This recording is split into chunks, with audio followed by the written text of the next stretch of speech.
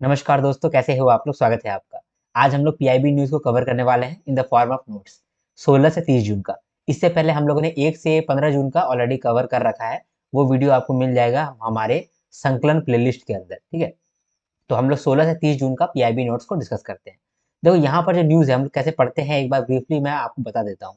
देखो, कोई भी न्यूज़ जब रहता है उस न्यूज़ को मैं यहाँ पर ला के रख देता हूँ और इसका नोट्स बनाता हूँ। ये जो इसका नोट्स बनाता हूँ, ये नोट्स आपको याद रखने के लिए इंपॉर्टेंट है, ठीक है, और समझने के लिए भी इंपॉर्टेंट है। समझने के लिए भी ये हेल्प करेगा और जितना मैंने नोट्स में दिया हुआ है उसको आपको याद करना है। इसके बाद इसको रीड कर लेना है, जो भी मैंने टेक्स्ट दिया हुआ है। ये जो टेक्स्ट मैंने दिया हुआ है ये हूबहू पीआईबी का ही है। तो अगर आपको एग्जामिनेशन में वर्डिंग्स दिखेगा तो यहीं से दिखेगा, ठीक है। तो इसीलिए मैंने पीआईबी का पूरा वर्डिंग्स लेकर के आया हुआ है और साथ में उस न्यूज़ को समझाने के लिए प्लस क्या चीज़ याद रखना है इसके लिए एक नोट्स भी बनाया है। हर न्यूज़ के साथ हम लोगों ने यही काम किया है। हर न्यूज़ का मैंने एक नोट्स बनाया है जिसको आपको याद रखना है, ठीक है, और जिसको समझने के लिए हेल्प करना है। बाकी जो है आपको रीड करना है। तो दोनों चीज़ मैं आपको यहाँ पर करा दूँगा, रीडिंग भी कराऊँगा और समझाऊँगा भी, ठीक है। तो बिना किसी देरी के हम लोग स्टार्ट करते हैं। स्टार्ट करने से पहले अगर आप एक लाइक दे दें तो बहुत अच्छा रहेगा। चलो स्टार्ट करते हैं। India gets global recognition for render paste holding facility. यहाँ पर समझेंगे तो थोड़ा डिफिकल्ट लगेगा, यहाँ समझते हैं।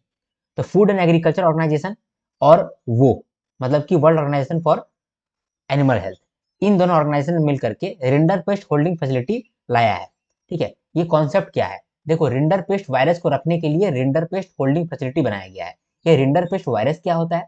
देखो, कुछ समय पहले नहीं, मतलब बहुत समय पहले एक इन्फेक्शियस डिजीज आया था कैटल के अंदर, ठीक है। जैसे गाय हो गया, भैंस हो गया, इन लोग पे एक कैटल वायरस आ गया था। उस वायरस जो है ना बहुत खतरनाक था, कॉन्टेजियस था। उसका ही नाम रखा गया था रेंडर पेस्ट। ये जो वायरस है ये वापस से ना आ जाए, और वापस से अगर आ गया तो हम लोग के पास वैक्सीन बनाने के लिए कोई जरिया हो, इसीलिए हम लोग उस वायरस को पहले से ही रखें, ठीक है। उस वायरस को हम लोग पहले से रखें ताकि हम लोग वापस से वैक्सीन कभी भी बना पाए। लेकिन वो वायरस को रखने के लिए बहुत अच्छा जगह रहना चाहिए। कोई भी एरा गैरा में अगर वायरस रख देंगे तो वायरस फैल जाएगा, और अगर वायरस फैल गया तो वो बहुत ज़्यादा मोर्टेलिटी कर देगा, मतलब कि सीधा ही कैटल को मार देगा, इतना वो भयानक वायरस है।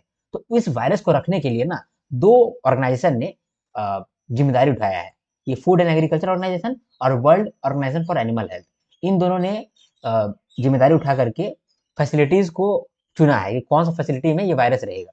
तो अभी इंडिया का एक फैसिलिटी है जहां पर इंडिया फैसिलिटी को ये ऑप्शन दिया गया कि आप इस वायरस को रखो, ठीक है, और वायरस पे आप कुछ काम भी कर सकते हैं, थोड़ा एक्सपेरिमेंट भी कर सकते हैं, ठीक है। अगर मान लो कि इंडिया के ऑर्गेनाइजेशन को ये काम सौंपा गया है तो सोचो कि वो कितना ही सिक्योरिटी के साथ सौंपा गया होगा। और इंडिया को सौंपा सौंपा गया है, मतलब आईसीएआर निषाद, इसको सौंपा गया है। तो सोचो कि इसके पास कितना ही ज्यादा अच्छा से सिक्योरिटी होगा, जिसकी वजह से इसको इतना डेडली वायरस रखने के लिए दिया गया है। तो इंडिया के लिए ये बहुत बड़ी बात है, इसीलिए ये न्यूज़ हमारा पीआईबी के अंदर इंपॉर्टेंट बन गया। तो rinderpest holding facility, where rinderpest virus containing material is kept carefully to avoid rinderpest यानी कि कैटल प्लेग इन फ्यूचर, ठीक है। अब यहाँ पर इंडिया का कौन सा ऑर्गेनाइजेशन को सेलेक्ट किया गया है? ICAR NIHSAD Bhopal. It is selected as category A RPH. Category A जो है वो टॉप कैटेगरी है, जहां पर आप इस वायरस को रख भी सकते हैं, इसमें एक्सपेरिमेंट भी कर सकते हैं। इसके बाद कैटेगरी बी भी है, सी भी है, लेकिन टॉप कैटेगरी जो है कैटेगरी ए है, जो कि इंडिया का निषाद को मिला है, मतलब आईसीएआर निषाद को मिला है, ठीक है। 2019 में ये अप्लाई किया था, अब जाकर के इसको ये परमिशन मिला है। It is one out of 6 labs globally with category A. Category ए का सिर्फ 6 लैब है पूरे दुनिया में, और उसमें से एक अब इंडिया बन गया है। It is valid for 1 year, 1 साल तक ये परमिशन अलाउड रहेगा इंडिया के पास, ठीक है। इसको ये रीड करते हैं। चीजों को समझना कितना आसान हो गया। रिंडरपेस्ट वायरस था जिसको संभालना बहुत जरूरी था, तो संभालने के लिए इंडिया का एक ऑर्गेनाइजेशन को पकड़ा गया, आईसीएआर निषाद, जो कि भोपाल में है। उसको ऐसा एरा गैरा ही कंसिडर नहीं किया गया, कैटेगरी ए आरपीएच कंसिडर किया गया, यानी कि कैटेगरी ए मतलब कि सबसे सिक्योर, जहां पर वायरस सबसे बढ़िया रहेगा, ठीक है। इस ऑर्गेनाइजेशन ने 2019 में अप्लाई किया था, अब जाकर के उसे मिला है। It is one of the 6 labs globally with category ए, ठीक है।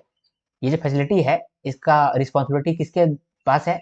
फूड एंड एग्रीकल्चर ऑर्गेनाइजेशन और world organisation for animal health. Read करते हैं, है ना। देखो, आईसीएआर निषाद, निषाद मतलब कि national institute of high security animal disease Bhopal, has been awarded with category A render paste holding facility. Recognition awarded by world organisation for animal health and food and agriculture organization. This announcement was made during 92nd general session of WAH held in Paris. ठीक है, ये rinderpest क्या है? Rinderpest cattle plague है, जो कि one of the most destructive livestock diseases है history के अंदर। 2011 में इसको इरेडिकेट कर दिया गया था, लेकिन फिर भी ये जो वायरस है, rinderpest virus containing material, still remains a few laboratories posing potential risk if release.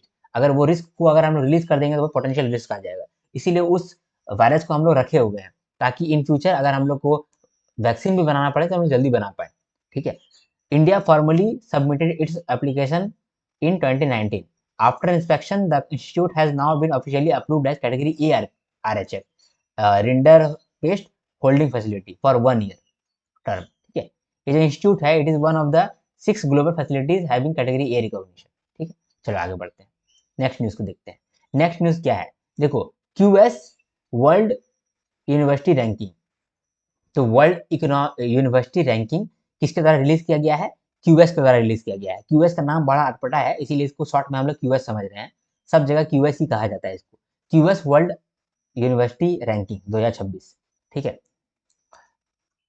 यहाँ से नहीं, यहाँ से समझते हैं। देखो, यहाँ पर आपको 2 पेज बहुत कुछ लिखा हुआ है, अगर आप समझने जाओगे आपको डिफिकल्टी होगा, लेकिन इस नोट्स के माध्यम से आपको ये समझ में आ जाएगा कि क्या आपको याद रखना है और कैसे समझना है।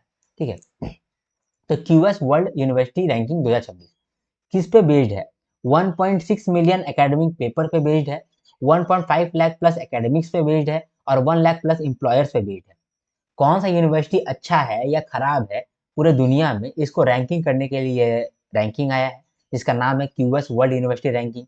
तो किस आधार पर हम लोग रैंकिंग किए हैं? 3 आधार है। 1.6 मिलियन एकेडमिक पेपर, बहुत सारा रिसर्च पेपर होता है ना, तो बहुत बहुत यूनिवर्सिटी क्या होता है, रिसर्च पेपर जारी करता है, तो रिसर्च पेपर हम लोग चेक किए हैं। साथ में 1.5 लाख प्लस एकेडमिक्स। ठीक है, कितना रिसर्च हुआ है और कितना रिसर्च करने वाला आदमी है, वो सब को हम लोग देखे हैं, और तब जा करके ये रैंकिंग लेकर के आए हैं। कौन रैंकिंग लाया है? क्यूएस। ठीक है, इसका नाम थोड़ा सा अटपटा है, आप जरूर कमेंट सेक्शन में बताना क्यूएस का फुल फॉर्म क्या है। ठीक है, तो based on 1.6 million academic papers and 1.5 lakh plus academics and 1 lakh plus employers, ये 3 हिसाब से हम लोग वर्ल्ड का यूनिवर्सिटी रैंकिंग की है 2026 में। ठीक है, तो ये जो लेंस है और वेटेज है, मतलब लेंस का मतलब होता है कि किस लेंस से हम लोग देख रहे हैं, किस किस पैरामीटर में हम लोग जज कर रहे हैं किसी भी यूनिवर्सिटी को, उसको बोलते हैं लेंस। तो 5 लेंस है, उसका कुछ वेटेज भी है। जैसे सबसे पहले research and discovery, research and discovery का 50% वेटेज है, इम्प्लॉयबिलिटी एंड आउटकम्स का 20% वेटेज है, ग्लोबल एंगेजमेंट का 15% वेटेज है, लर्निंग एक्सपीरियंस का 10% वेटेज है, और सस्टेनेबिलिटी का 5% वेटेज है। ये सारा वेटेज के हिसाब से हम लोग रैंक किए हैं यूनिवर्सिटी को अक्रॉस द ग्लोब। ठीक है, तो ग्लोबली टॉप 5 यूनिवर्सिटी कौन है? तो पहला है Massachusetts institute of technology, short में कहते हैं MIT। ठीक है, दूसरा है इंपीरियल कॉलेज लंदन, तीसरा रैंक में है स्टैनफोर्ड, फिर है ऑक्सफोर्ड, फिर है हार्वर्ड। बताओ, स्टैनफोर्ड 3 नंबर पे है, ऑक्सफोर्ड 4 नंबर में है, और हार्वर्ड 5 नंबर में है, और सेकंड नंबर में कौन है? Imperial college of London. पहला नंबर में कौन है? Massachusetts institute of technology. ठीक है, ये तो ग्लोबली हो गया। इंडिया में टोटल 54 इंस्टीट्यूट है जो कि इस रैंकिंग के अंदर आए हैं, जिनमें से 12 IIT है। टॉप 250 में 6 ही सिर्फ इंडियन है। ठीक है, और इंडियन जो है, इंडियन इंस्टीट्यूट जो है, वो 4th मोस्ट रिप्रेजेंटेड इंस्टीट्यूट है। ठीक है, मतलब कि इंडिया का सबसे ज़्यादा इंस्टीट्यूट है, ये चौथा नंबर में है। सबसे पहले यूएस है, फिर यूके है, फिर चाइना है। IIT दिल्ली जो है सबसे टॉप रैंक में है अमॉन्ग इंडियंस। कितना रैंक है इनका? 123 रैंक। ठीक है, याद रखिएगा। IIT Bombay 129, IIT Madras 180, IIT Kharagpur 215, और IIT बेंगलुरु 219। टॉप 100 में इंडिया का 5 यूनिवर्सिटी है, अगर हम लोग एम्प्लॉयर रिपुटेशन का बात करें तो। ठीक है, अब हम लोग एक बार वापस से देख लेते हैं कि क्यूएस वर्ल्ड यूनिवर्सिटी रैंकिंग्स आया है 2026 में, based on 1.6 million academic paper, 1.5 lakh plus academics and 1 lakh plus employers. हम लोग 5 लेंस के आधार पर देखते हैं, जज करते हैं कि कौन सा यूनिवर्सिटी अच्छा है या नहीं है, उसके हिसाब से रैंक भी करते हैं। 5 लेंस कौन कौन सा है? रिसर्च एंड डिस्कवरी, जिसका वेटेज 50% है, एम्प्लॉयबिलिटी एंड आउटकम, जिसका वेटेज 20% है, ग्लोबल एंगेजमेंट, जिसका की वेटेज 15% है, लर्निंग एक्सपीरियंस 10% वेटेज के साथ है, और सस्टेनेबिलिटी 5% वेटेज के साथ है। ग्लोबली टॉप 5 कौन कौन सा यूनिवर्सिटी है? पहला है मैसेच्यूसेट्स इंस्टीट्यूट ऑफ टेक्नोलॉजी, दूसरा है इंपीरियल कॉलेज लंदन, तीसरा स्टैनफोर्ड, फिर ऑक्सफोर्ड, फिर हार्वर्ड। इंडिया में टोटल 54 ऐसे इंस्टीट्यूट है जो कि इस रैंकिंग के अंदर आए हैं। उनमें से 12 आईआईटीज है। टॉप 250 में 6 इंडियंस ही है सिर्फ। और इंडिया जो है वो 4th मोस्ट रिप्रेजेंटेड कंट्री है after US, UK and China. India में जो टॉप यूनिवर्सिटी है जो कि इस रैंकिंग के अंदर है वो है IIT Delhi 123 rank, IIT Bombay 129 rank, IIT Madras 180 rank, और आईआईटी खड़गपुर 215 रैंक, और आईआईटी बैंगलोर 219 रैंक। 5 यूनिवर्सिटी है इन टॉप 100 अगर हम लोग एम्प्लॉयर रिपुटेशन की बात करें तो। ठीक है, देखते हैं, रीड कर लेते हैं इसको, है ना। तो QS world university ranking 2026 release किया गया है। ये जो रिपोर्ट है ये इवेल्युएट करता है और असेस करता है हायर एजुकेशन इंस्टीट्यूट को अक्रॉस द ग्लोब। ठीक है, और डेटा कलेक्ट किया है 16 मिलियन एकेडमिक पेपर से और 1.5 लाख एकेडमिक से और 1 लाख एम्प्लॉयर से। हम लोग रैंकिंग किस आधार पे चेक किए हैं? लेंस के आधार पे, मतलब कुछ मैट्रिक्स को चेक किए हैं, इंडिकेटर चेक किए हैं और कुछ मैट्रिक्स को चेक किए हैं। ठीक है, इसके बाद रैंक दिए हैं। तो टॉप 5 ग्लोबल रैंक होल्डर कौन कौन सा है? रैंक 1 में है मैसाचुसेट्स इंस्टीट्यूट ऑफ टेक्नोलॉजी जिनका स्कोर 100 है, और सेकंड में है इंपीरियल कॉलेज लंदन, तीसरा में स्टैनफोर्ड कॉलेज, चौथा में है यूनिवर्सिटी ऑफ ऑक्सफोर्ड और पांचवा में है हार्वर्ड यूनिवर्सिटी। ठीक है, यहाँ पर दिया गया है कि कौन सा लेंस के आधार पर कितना वेटेज है। अगर जैसे कि रिसर्च एंड डिस्कवरी है तो उसका 50% वेटेज है, इम्प्लॉयबिलिटी एंड आउटकम्स है उसका 20% वेटेज है, ग्लोबल इंगेजमेंट का 15% वेटेज है, लर्निंग एक्सपीरियंस का 10% और सस्टेनेबिलिटी का 5%। ठीक है, हर एक लेंस में क्या क्या इंडिकेटर है उसका भी सेपरेट वेटेज दिया गया है। जैसे रिसर्च एंड डिस्कवरी के अंदर 50% वेटेज है, लेकिन इस 50% में भी 30% का जो वेटेज है वो एकेडमिक रेपुटेशन पे है और 20% का जो वेटेज है वो साइटेशन पर फैकल्टी का है। ठीक है, इसके बाद अगर इम्प्लॉयबिलिटी एंड आउटकम्स को देखा जाए तो यहाँ पर 20% जो है वेटेज दिया गया है, लेकिन उन 20% में भी 15% जो है वो एम्प्लॉयर का रेपुटेशन पर डिपेंड करता है और 5% जो है वो एम्प्लॉयमेंट का आउटकम्स पर डिपेंड करता है। ठीक है, तो इंडिकेटर भी दिया हुआ है यहाँ पर, तो आप ये समझ गए कि इंडिकेटर क्या है, लेंथ क्या है और वेटेज क्या है। ठीक है, तो हम लोग को इतना नहीं देखना था, हम लोग जितना देखे हैं यहाँ पर उतना ही इनफ है।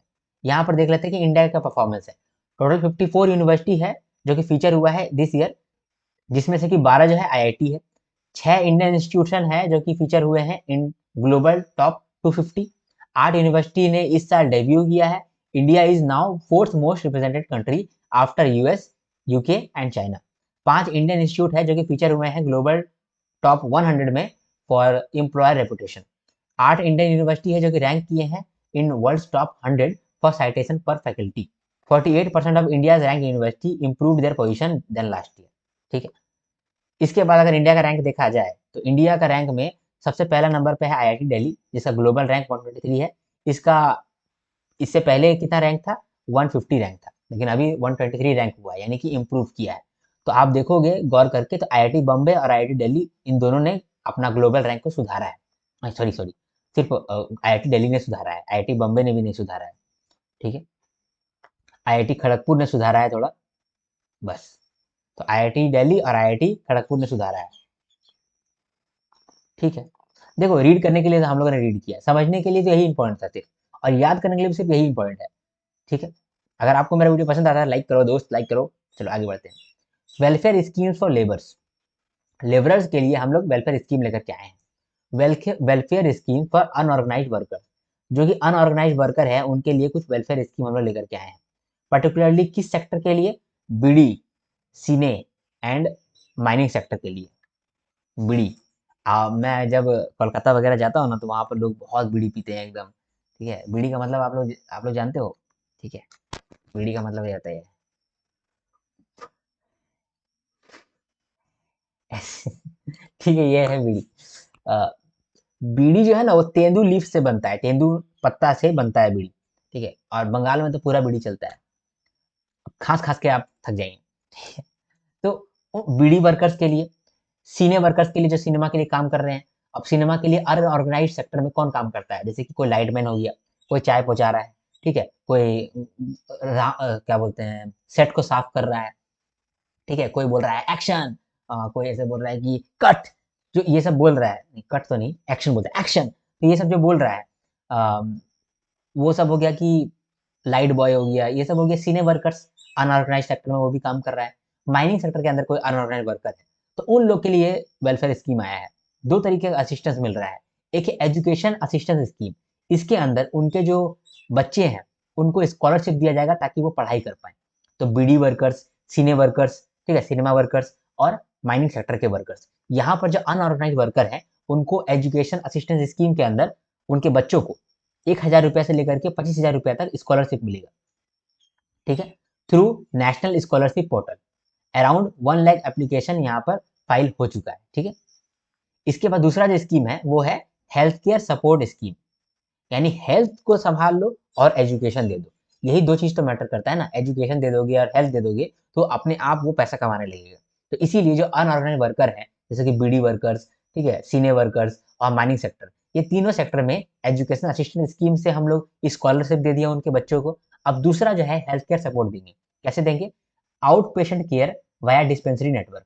देखो गवर्नमेंट ऑफ इंडिया का डिस्पेंसरी नेटवर्क है जहां पर लोग आकर के अपना इलाज करा सकते हैं।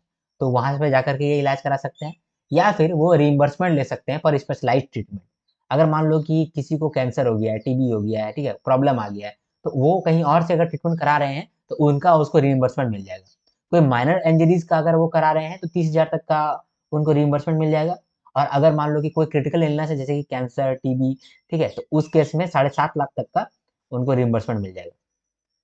तो लेबर वेलफेयर, लेबर लोगों के लिए वेलफेयर स्कीम आया है, पर्टिकुलरली बीडी, सीने और माइनिंग सेक्टर के लिए, ठीक है। तो इन सेक्टर के लिए दो तरीके का स्कीम आया है। एक है एक है एजुकेशन के लिए, एक है हेल्थ केयर के लिए। एजुकेशन में कहा गया है कि उनके बच्चों को एजुकेशन देना है तो 1,000 रुपया से लेकर के 25,000 रुपया स्कॉलरशिप देंगे, ठीक है, थ्रू नेशनल स्कॉलरशिप पोर्टल। हर साल इसमें 1 लाख एप्लीकेशन ये लोग मतलब लेगा, ठीक है। इसके बाद हेल्थ केयर सपोर्ट स्कीम, इसके अंदर क्या होगा कि हेल्थ केयर के लिए कुछ पैसा भी देगा या फिर हेल्थ केयर सर्विस देगा। पहला तो वो आउट पेशेंट केयर देगा बाय डिस्पेंसरी नेटवर्क, जहाँ पर कि आप जाकर के अपना इलाज करा सकते हैं। ओपीडी जिसको बोलते हैं ना, कि डॉक्टर आता है और आपको जो भी आपको कंसल्टेशन है वो कंसल्टेशन कर देता है। तो ये आउट पेशेंट केयर के अंदर आ गया कि डॉक्टर आकर के आपको हेल्प कर दिया, आप डॉक्टर पास जाकर के हेल्प ले लिए, ठीक है, एक ये हो गया। दूसरा, अगर आपको स्पेशलाइज ट्रीटमेंट करा रहे हैं तो उस केस में आपको रीइंबर्समेंट मिल जाएगा। माइनर इंजरीज के लिए 30,000 का, और अगर क्रिटिकल इलनेस है तो 7.5 लाख तक का, ठीक है। क्रिटिकल इलनेस जैसे कि कैंसर और टीबी एक्सेट्रा, रीड करते हैं इसको, है ना। तो ministry of labour and employment ने इम्प्लीमेंट कर रहे हैं ये range of welfare schemes dedicated to improving the life of unorganised workers in India, particularly in the beedi, cine and mining sector. दो तरह का आपको स्कीम से बेनिफिट मिल रहा है। एक है एजुकेशन असिस्टेंस स्कीम, दूसरा है health care support scheme. Education assistance scheme के अंदर आपको एनुअल स्कॉलरशिप मिलेगा to the wards of beedi, cine and non coal mine workers, ठीक है। और स्कॉलरशिप अमाउंट कितना रहेगा? 1,000 रुपये से लेकर के 25,000 रुपये तक। It is being implemented via national scholarship portal, और हर साल 1 लाख एप्लीकेशन यहाँ पर अलाउड होगा, ठीक है। इसके बाद हेल्थ केयर सपोर्ट सिस्टम, इसके अंदर आउट पेशेंट सर्विसेज मिलेगा थ्रू नेटवर्क ऑफ डिस्पेंसरीज। इसके साथ साथ रीइंबर्समेंट मिलेगा for specialised treatment for critical illnesses such as heart disease, kidney transplantation, cancer, tuberculosis and minor surgeries. कितना फाइनेंशियल असिस्टेंस है? 30,000 for minor surgeries, 7.5 lakh for cancer treatment and other critical illness. Okay, चलो आगे बढ़ते हैं। यहाँ पर एक चीज मैं लिख देता हूँ यहाँ पर ईयर, नहीं तो आप लोग कंफ्यूज हो जाओगे, है ना। पर ईयर, और यहाँ पर रुपया भी लिख देता हूँ, ठीक है, नहीं तो आप लोग समझोगे कि स्टूडेंट का बात हो रहा है, रुपया, ठीक है। डन, आगे बढ़ते हैं। इसके बाद है टाइम डिसमिनेशन प्रोजेक्ट। देखो इस प्रोजेक्ट के अंदर हम लोग ये चाहते हैं कि कोई भी बंदा इंडिया में कहीं पर भी बैठा हो उसको एक ही टाइम दिखे, एक ही टाइम। जैसे अभी टाइम कितना हो रहा है?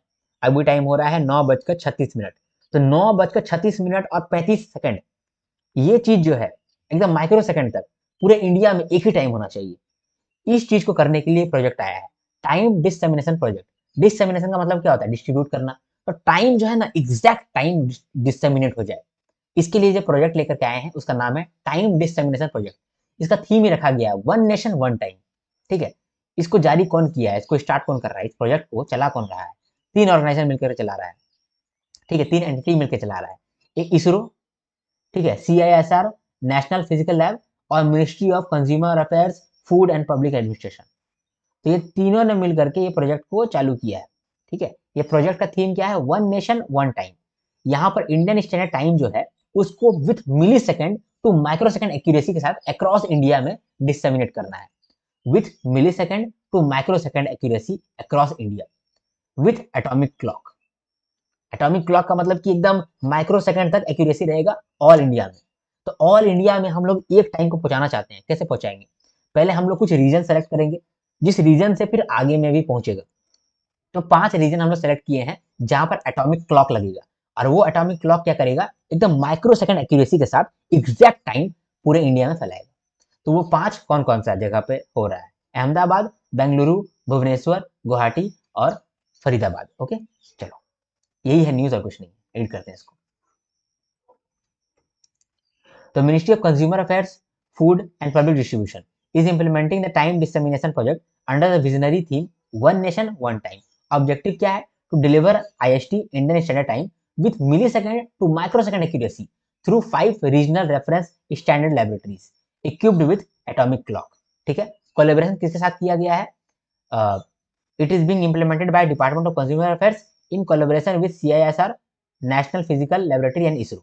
ठीक है, तो CISR national physical laboratory plus ISRO plus ministry of consumer affairs, ये तीनों ने मिल करके 5 रेफरेंस एरियाज में 5 रेफरेंस लेबोरेटरीज के अंदर एटॉमिक क्लॉक लगाया है ताकि millisecond to microsecond accuracy हो सके with the theme one nation one time. ठीक है, 5 रेफरेंस स्टैंडर्ड लेबोरेटरीज कहां पर बना है, अहमदाबाद, बेंगलुरु, भुवनेश्वर, फरीदाबाद, गुवाहाटी। आगे बढ़ते हैं। ठीक है, इसके बाद परफॉर्मेंस ग्रेडिंग इंडेक्स 2.2। इंडिया का जो एजुकेशन सिस्टम है, एजुकेशन सिस्टम किस तरह से काम कर रहा है, इसका परफॉर्मेंस कितना है, उसका हम लोग रैंकिंग किए हैं इस इंडेक्स के आधार पर। ठीक है, तो यहाँ पर देखो कि बहुत कुछ लिखा हुआ है, समझने के लिए यहाँ पर इतना ही इनफ है। बस आप ये देखो कि समझ में आ रहा है कि नहीं, दिख रहा है कि नहीं दिख रहा है। ठीक है, एक बार मैं देख लेता हूँ दिख रहा है कि नहीं दिख रहा है। अगर दिख रहा है तो आपको समझ में आ जाएगा, डोंट वरी। ठीक है, चलो देखो performance grading index. Performance grading index क्या है, ये एक ऐसा इंडेक्स है जो कि इवेल्युएट करता है स्कूल एजुकेशन सिस्टम को। स्कूल का कैसा एजुकेशन सिस्टम है, इसको इवेल्युएट करने के लिए परफॉर्मेंस ग्रेडिंग इंडेक्स है। ठीक है, पीजीआई इसको शॉर्ट में कह रहे हैं। तो पीजीआई 1.0 स्टार्ट हुआ था 2017 में मिनिस्ट्री ऑफ एजुकेशन के द्वारा, जो कि फिर उसको थोड़ा सा चेंज करके मॉडिफाई करके पीजीआई 2.0 आया 2021 में विथ न्यू एजुकेशन पॉलिसी। ठीक है, तो परफॉर्मेंस ग्रेडिंग इंडेक्स क्या है, हम लोग ग्रेड कर रहे हैं परफॉर्मेंस के आधार पर किसको, स्कूल एजुकेशन सिस्टम को। ठीक है, तो किसी को भी ग्रेड कर रहे हैं, किसी को भी हम लोग रैंकिंग दे रहे हैं, तो किस आधार पे रैंकिंग देंगे, कोई आधार होगा उसी पे रैंकिंग देंगे, है ना। तो 73 इंडिकेटर्स है, 2 कैटेगरी है और 6 डोमेन है। इस पे हम लोग आधार करके टोटल स्कोर 1000 रख करके स्कोर दे रहे हैं। ठीक है, सारे स्कूल्स को, स्कूल एजुकेशन सिस्टम को हम लोग दे रहे हैं अलग अलग स्टेट का, और उस आधार पर देख रहे हैं कि परफॉर्मेंस किस तरह का है। ठीक है, तो 2 कैटेगरी है, एक आउटकम्स एक है गवर्नेंस। आउटकम्स के अंदर हम लोग 4 डोमेन को देखते हैं और गवर्नेंस के अंदर हम लोग 2 डोमेन को देखते हैं। ठीक है, आउटकम्स के अंदर हम लोग देखते हैं कि लर्निंग आउटकम्स और क्वालिटी कैसा है, शॉर्ट में हम लोग एलओ कहते हैं, एक्सेस कैसा है, इंफ्रास्ट्रक्चर एंड फैसिलिटी कैसा है, और इक्विटी कैसा है। ये तो हो गया आउटकम्स के अंदर हम लोग 4 चीजों को देखें। तो 2 कैटेगरी था, एक आउटकम्स एक गवर्नेंस, इसके अंदर 6 डोमेन है। अब गवर्नेंस के अंदर हम लोग गवर्नेंस प्रोसेस देख रहे हैं और टीचर एजुकेशन ट्रेनिंग देख रहे हैं। ठीक है, ये सब देख करके ही हम लोग स्कोर दे रहे हैं। स्कोर भी आउट ऑफ कितना मार्क्स, 1000 मार्क्स। तो 1000 स्कोर के अंदर ही हम लोग स्कोर दे रहे हैं। ठीक है, अलग अलग स्टेट को। ठीक है, तो अब देखो स्कोर जो है 1000 में से कितना स्कोर को क्या क्या हम लोग ग्रेड देते हैं। अगर कोई 91 से 100% स्कोर करता है उसको कहते हैं दक्ष। अगर 81 से 90% का रेंज में रहता है उसको बोलते हैं उत्कर्ष। 71 से 80% का रेंज में रहेगा उसको बोलते हैं अति उत्तम। कोई 61 से लेकर 70 तक का रेंज में होता है उसको बोलते हैं उत्तम। 51 से लेकर 60% का रेंज में होता है उसको बोलते हैं प्रचेष्टा 1। ठीक है, फिर 41 से लेकर 50 का रेंज में रहता है उसको बोलते हैं प्रचेष्टा 2, फिर प्रचेष्टा 3। फिर अगर 21 से लेकर 30% का रेंज में रहेगा उसको बोलेंगे कि आकांक्षी 1, फिर आकांक्षी 2 और आकांक्षी 3। ठीक है, तो हम लोग अलग अलग रेंज पे अलग अलग स्कोर के आधार पे अलग अलग ग्रेड दिए हैं, इसीलिए इसको बोल रहे हैं कि परफॉर्मेंस ग्रेड इंडेक्स। परफॉर्मेंस के आधार पर उसको ग्रेड दो। किसको ग्रेड दो, स्कूल एजुकेशन सिस्टम को ग्रेड दो। तो 2022-23 का डेटा यहाँ पर दिया गया है, 2023-24 का डेटा यहाँ पर दिया गया है। 23-24 का डेटा आपको याद रहना चाहिए, 22-23 का भी याद रहना चाहिए। 23-24 का देखो, चंडीगढ़ है प्रचेष्टा 1 के अंदर, पंजाब है प्रचेष्टा 3 के अंदर, और दिल्ली है प्रचेष्टा 3 के अंदर, गुजरात है प्रचेष्टा 3 के अंदर, और उड़ीसा है प्रचेष्टा 3 के अंदर। यानी भैंस की आंख सबको प्रचेष्टा के अंदर ही है, आगे बढ़ा ही नहीं है, दक्ष तक पहुंचा ही नहीं, उत्कर्ष तक पहुंचा ही नहीं, अति उत्तम तक पहुंचा ही नहीं, उत्तम तक भी नहीं पहुंचा। हम लोग इतना पीछे हैं। 2022-23 का बात करें तो वहां पर चंडीगढ़ प्रचेष्टा 2 में है, पंजाब प्रचेष्टा 3 में है, अंडमान एंड निकोबार आइलैंड प्रचेष्टा 3 में है, गुजरात भी प्रचेष्टा 3 में है, और केरला भी प्रचेष्टा 3 में है। बोलो, यानी कि प्रचेष्टा 1 ही इस बार पहुंचे हैं, उत्तम तक तो पहुंचे ही नहीं। तो बिहार और तेलंगाना ऐसा स्टेट है जो कि बेस्ट इंप्रूवमेंट किया है इन एक्सेस टू एजुकेशन, लेकिन फिर भी हमारा देखो कि स्थिति कितना गड़बड़ है। तो हम लोग इस जगह में क्या देखें, हम लोग ये चीज देखें कि परफॉर्मेंस ग्रेडिंग इंडेक्स क्या है। एक इंडेक्स है जिससे कि हम लोग स्कूल एजुकेशन सिस्टम को इवेल्युएट कर रहे हैं।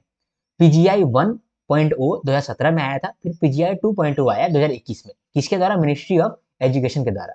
ये जो पीजीआई 2.0 है, इसके अंदर हम लोग दो कैटेगरी में देखते हैं। पहला कैटेगरी है आउटकम्स और दूसरा कैटेगरी है गवर्नेंस। आउटकम्स के अंदर हम लोग 4 डोमेन को चेक करते हैं: learning outcomes and quality, access, infrastructure and facility and equity.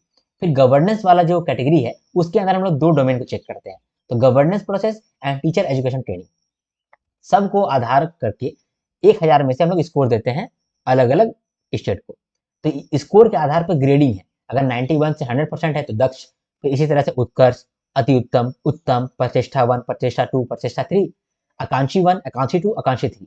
2023-24 में देखा गया है कि चंडीगढ़ जो है वो प्रचेष्टा 1 में है, नंबर 1 पे है ये, और पंजाब प्रचेष्टा 3 में है, दिल्ली, गुजरात, उड़ीसा सबको प्रचेष्टा 3 में है। इसका मतलब कि कोई भी प्रचेष्टा 1 से ऊपर नहीं गया है, और जो सबसे ऊपर गया है चंडीगढ़, वो प्रचेष्टा 1 के अंदर आता है। बिहार और तेलंगाना जो है वो बेस्ट इंप्रूवमेंट किया है इन एक्सेस टू एजुकेशन। ठीक है, अब हम लोग रीड कर लेते हैं इसको। चलो, performance grading index, ministry of education ने इसको रिलीज किया है, और परफॉर्मेंस ग्रेडिंग इंडेक्स 2.0 रिलीज हुआ है फॉर फाइनेंशियल ईयर 23 एंड 24। दोनों का डेटा यहाँ पर लिखा गया है ना।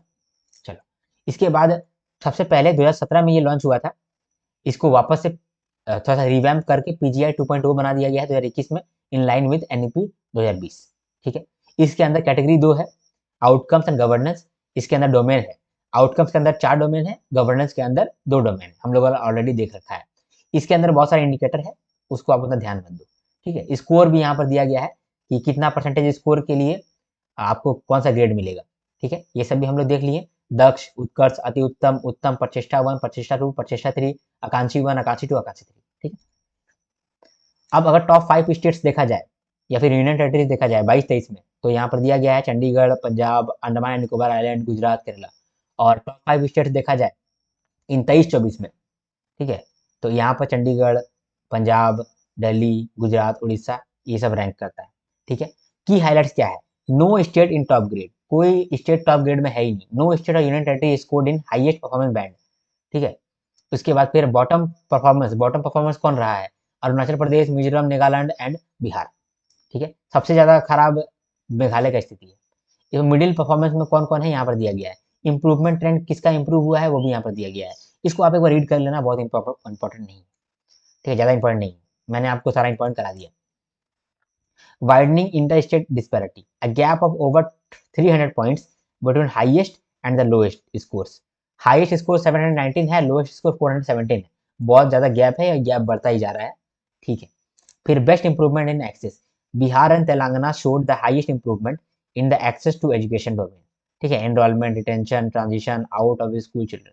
ठीक, तो ठीक है, मतलब यहाँ पर जितना आप लोगों ने समझा दैट वाज इनफ। ठीक, आगे बढ़ते हैं। नेशनल टाइम रिलीज स्टडी 2025, ये क्या है?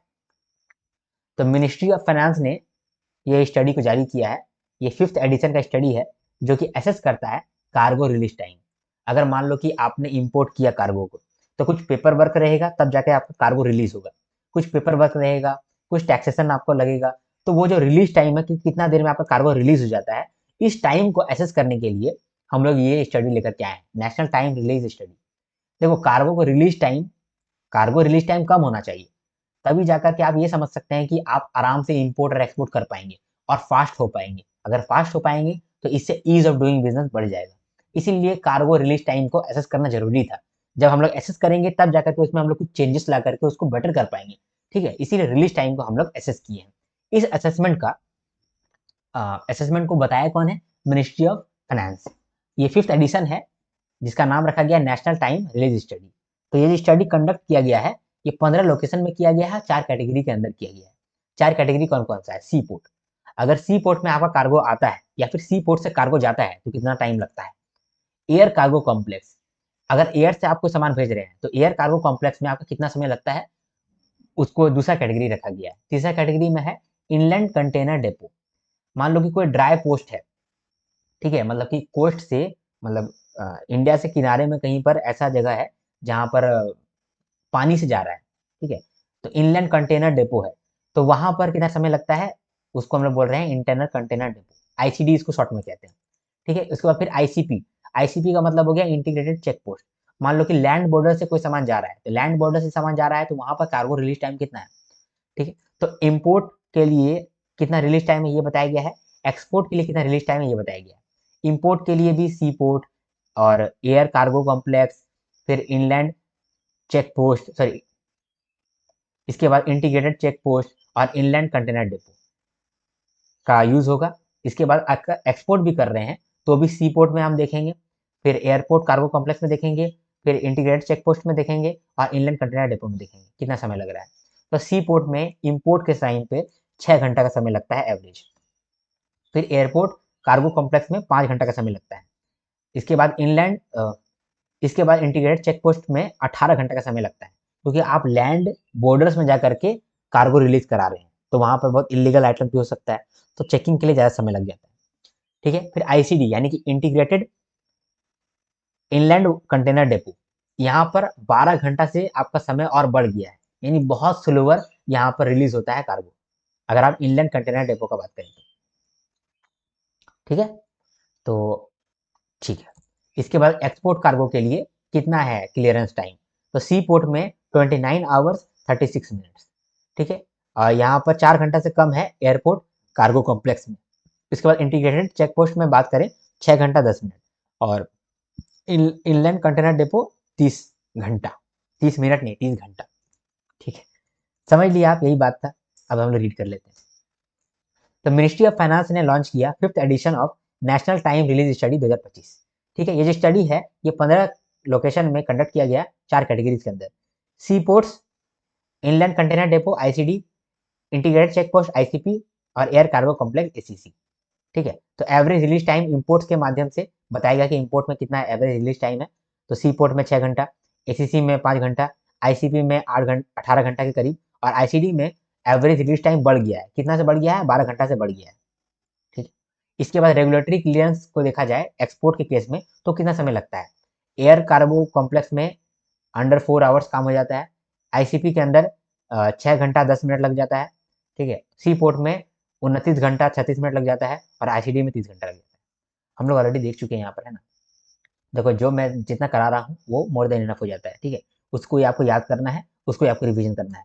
यहाँ पर मैंने आपको रीड करने के लिए दिया है, एग्जाम के टाइम पे एक बार रीड कर लेना, आपको मोर देन इनफ हो जाएगा। ओके, चलो, अगर आपको मेरा वीडियो पसंद आ रहा है तो लाइक जरूर करो दोस्त, क्योंकि इसमें काफ़ी मेहनत जाता है।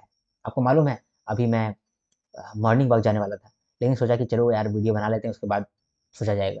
अब धूप में तो नहीं जा सकता हूँ, देखो सेक्रीफाइस कर रहा हूँ मैं आपके लिए, एक लाइक तो आपको बनता है यार। चलो ठीक है, आगे बढ़ते हैं। सिटी एक्सेलरेटर प्रोग्राम ये क्या है समझते हैं। सिटी एक्सेलरेटर प्रोग्राम, आप लोग जानते हैं पीएम सूर्य घर को, जानते होंगे आप, पीएम सूर्य घर मुफ्त बिजली योजना। मतलब कि हम लोग सिटी के अंदर सोलर पावर लगाना चाहते हैं, सोलर मतलब पैनल लगाना चाहते हैं, ताकि हम लोग रिन्यूएबल एनर्जी की तरफ थोड़ा बहुत शिफ्ट हो पाए। इसके लिए हम लोग पीएम सूर्य घर ला रहे हैं, लेकिन पीएम सूर्य घर लाया गया था, बहुत समय हो गया अभी तक, लेकिन वो उस पेस के साथ काम नहीं कर पा रहा है। क्यों? क्योंकि बहुत सारा डिस्कॉम है, यानी कि डिस्ट्रीब्यूशन कंपनीज है, जिनको सेटअप करने में थोड़ा प्रॉब्लम आ रहा है, पैसा का थोड़ा दिक्कत आ रहा है, और सेटअप करने में थोड़ा टेक्निकल सपोर्ट भी चाहिए उन लोग को, ठीक है। साथ में जो लोकल स्टाफ है, लोकल इलेक्ट्रिशियन है, वो लोग जानता नहीं है काम करने के लिए, ठीक है, सेटअप करने के लिए। इस वजह से क्या हो रहा है कि उस पेज से आगे नहीं बढ़ पा रहा है पीएम सूर्य घर। तो पीएम सूर्य घर को उस पेज से आगे बढ़ाने के लिए हम लोग एक प्रोग्राम लॉन्च किया है, सिटी एक्सेलरेटर प्रोग्राम। ये क्या करेगा, इस मतलब सिटी को एक्सेलरेट करने में मदद करेगा कि तुम जो है पीएम सूर्य घर को एक्सेलरेट कर लो, फास्ट कर लो। इसके लिए ये आया है। किसके द्वारा लॉन्च किया गया है? Ministry of new and renewable energy के द्वारा।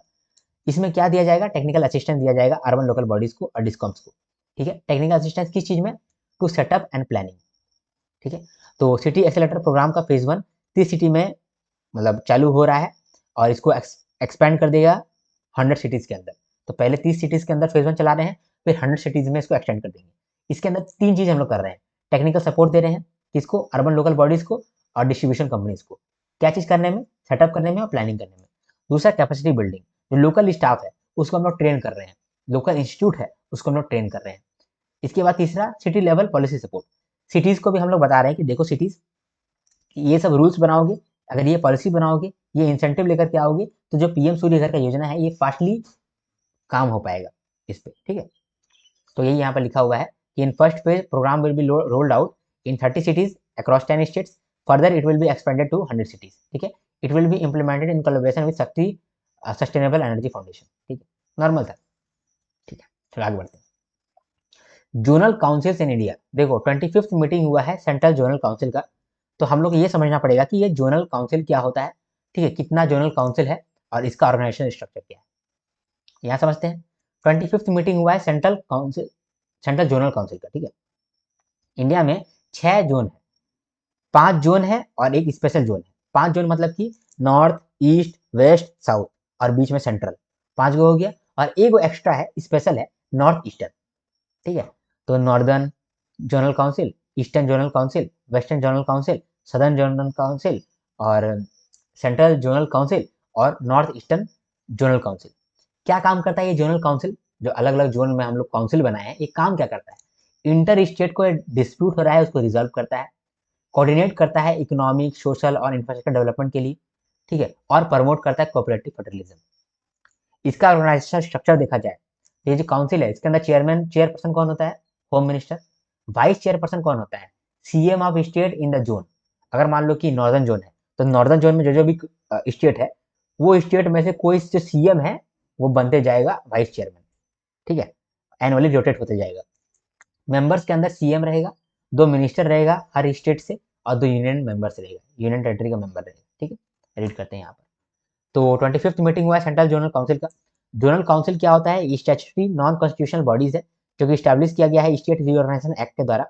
ये जो एक्ट है कंट्री को डिवाइड करता है 5 जोन में और एक स्पेशल जोन में। 5 जोन कौन कौन सा है, northern, central, eastern, western and southern, और एक स्पेशल है नॉर्थ ईस्टर्न काउंसिल। ठीक है, कॉम्पोजिशन यहाँ बताया गया है कि नॉर्दर्न जोनल काउंसिल में कौन कौन सा स्टेट है, सेंट्रल जोनल काउंसिल में कौन कौन सा स्टेट है, ईस्टर्न जोनल काउंसिल में कौन कौन सा स्टेट है, ठीक है, वेस्टर्न जोनल काउंसिल में कौन कौन सा स्टेट है, सदर्न जोनल काउंसिल में कौन कौन सा स्टेट है और नॉर्थ ईस्टर्न काउंसिल के अंदर कौन कौन सा स्टेट है।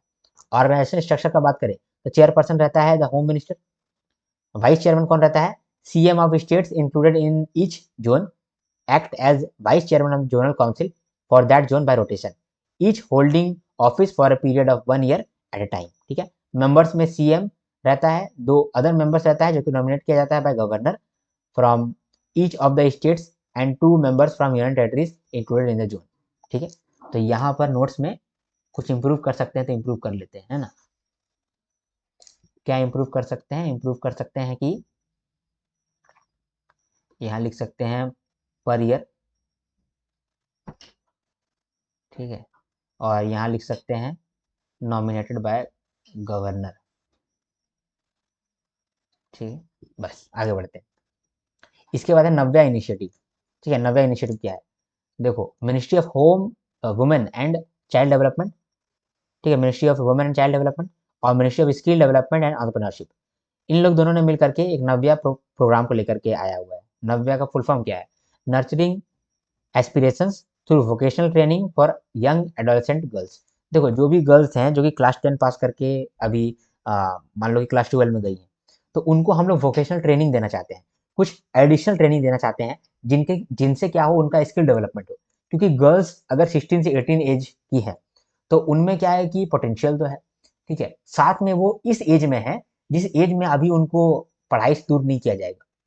मोस्टली वुमेन्स को, गर्ल्स को कब पढ़ाई से दूर किया जाता है, जब वो ग्रेजुएशन करने लगती हैं तब उनको शादी करा दिया जाता है। लेकिन ग्रेजुएशन से पहले जब इनका एज 16 से 18 साल का है, उस समय मोस्टली गर्ल्स पढ़ाई कर रही होती है।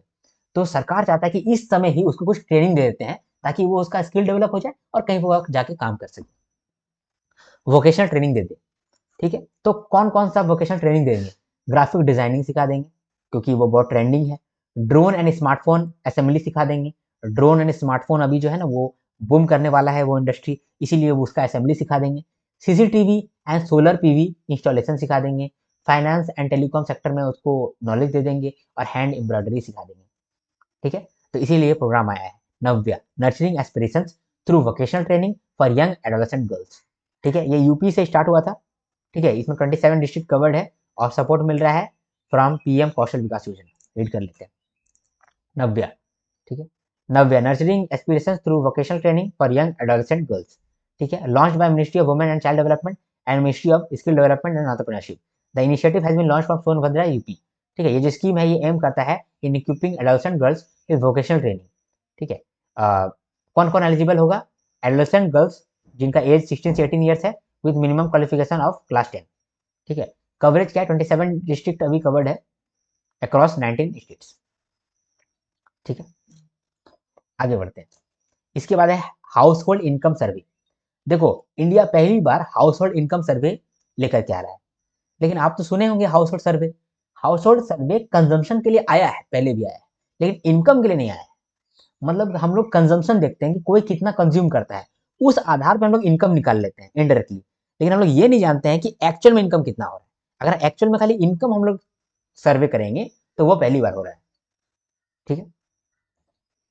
तो हाउस होल्ड इनकम सर्वे जो है 2026 में पहली बार हो रहा है बाय मॉस्पी।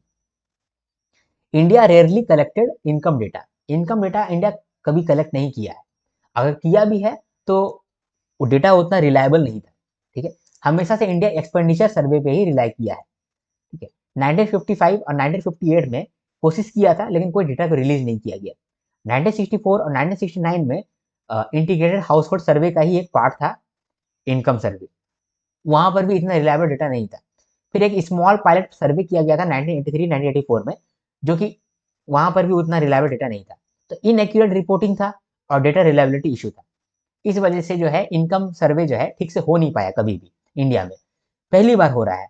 यहाँ पर टेक्निकल एक्सपर्ट ग्रुप बनाया गया है जो कि गाइड करेगा एनएसओ को टू गेट एक्यूरेट डेटा। ये जो टेक्निकल एक्सपर्ट ग्रुप है ये अंडर सुरजीत भल्ला है। सुरजीत भल्ला जो है वो फॉर्मर एक्स एग्जीक्यूटिव डायरेक्टर है आईएमएफ का, ठीक है। तो हाउस होल्ड इनकम सर्वे जो है पहली बार होने वाला है इंडिया के अंदर 2026 में, ठीक है, by MoSPI, ministry of statistics and programme implementation, ठीक है। और इस बार जो टेक्निकल एक्सपर्ट ग्रुप है वो सुरजीत भल्ला के अंदर है जो कि फॉर्मर एग्जीक्यूटिव डायरेक्टर है आईएमएफ की, ठीक है। यही गाइड करेंगे how to get accurate data, ठीक है, फॉर इनकम सर्वे। देखो इनकम सर्वे ना बहुत मुश्किल है लेना, इसीलिए यहाँ पर एक एक्सपर्ट ग्रुप बनाया गया है। फॉर एग्जाम्पल मान लो कि हम 5 लाख रुपया अर्न करते हैं और 2 लाख रुपया मान लो कि हम ब्लैक में अर्न कर रहे हैं, ठीक है। मान लो कि हम क्या उसको बोलते हैं, ब्लैक मनी बोलते हैं ना। तो ब्लैक मनी मान लो कि कोई अर्न कर रहा है 10 लाख ब्लैक मनी और 20 लाख नॉर्मल मनी। तो जब उस पर मान लो कि सर्वे करने आएगा तो वो थोड़ी बोलेगा कि हम तो 30 लाख कमाते हैं, वो नहीं बोलेगा। वो क्या बोलेगा? वो बोलेगा नहीं हम तो 10 लाख कमाते हैं, 20 लाख तो उसका ब्लैक मनी था। तो इनकम सर्वे ना अच्छे से इनकम को नहीं ले पाता है, समझे। लेकिन एक्सपेंडिचर सर्वे ले लेता है। मान लो भले ही हम 30 लाख रुपये कमा रहे हैं, खर्चा तो करेंगे। मान लो कि हम 30 लाख में 25 लाख खर्चा कर रहे हैं, इसका मतलब कि हम कंजम्पशन से देख लेंगे कि इसका इनकम कितना हो रहा है। अगर 25 लाख की डेली खर्चा कर रहा है, इसका मतलब कि 25 प्लस 10 35 लाख तो इसका होगा इनकम। तो कंजम्पशन से आसान होता है हम लोग का निकालना इनकम, लेकिन डायरेक्टली इनकम पूछना डिफिकल्ट होता है। पहली बार ये हो रहा है, इसीलिए इंपॉर्टेंट है। किसके द्वारा किया जा रहा है? Ministry of statistics and programme implementation, ठीक है। Survey 2026 experience from previous survey showed that there were difficulties in collecting reliable income data in this field. To overcome all these issues and having more clarity in the survey's procedure, the ministry has announced the Household Income Survey 2026. The ministry has constituted a technical expert group under the chairmanship of Dr. Surjit Aswalla, former executive director of India IMF. ठीक है, ठीक है, normal सा बात कहा गया है, बहुत बड़ा बात नहीं है, ठीक है। यहाँ पर आपका प्रीवियस अटेम्प्ट दिया गया है जो कि मैंने आपको समझा दिया, देख लो एक बार आप। एक 9th राउंड हुआ था, 14th राउंड हुआ था, जाके इन्फॉर्मेशन नहीं मिल पाया। फिर 1964 1965 में 19th राउंड हुआ, 24th राउंड हुआ, यहाँ पर भी डेटा मिला। वो इंटीग्रेटेड हाउस होल्ड सर्वे का एक पार्ट था, ठीक है, सेपरेट नहीं था। फिर नेशनल सैंपल सर्वे जो है 1983 1984 में एक पायलट प्रोजेक्ट लेकर के आया था, वहाँ पर वो डेटा रिलायबल नहीं था। तो नॉर्मल सा चीज़ है, आपको रीड करना जरूरत नहीं था। चलो ठीक है, आगे बढ़ते हैं। अब देखते हैं ट्रेनिंग ऑफ ट्रेनर्स। ठीक है, देखो ग्राम पंचायत के द्वारा ट्रेनिंग एंड ट्रेनर्स का एक कॉन्सेप्ट आया है, जहाँ पर पहले हम लोग ट्रेनर को ट्रेन करेंगे ताकि वो आगे ग्राम पंचायत को ट्रेन करे कि ग्राम पंचायत कैसे अर्न कर सकता है यूजिंग टैक्सेशन।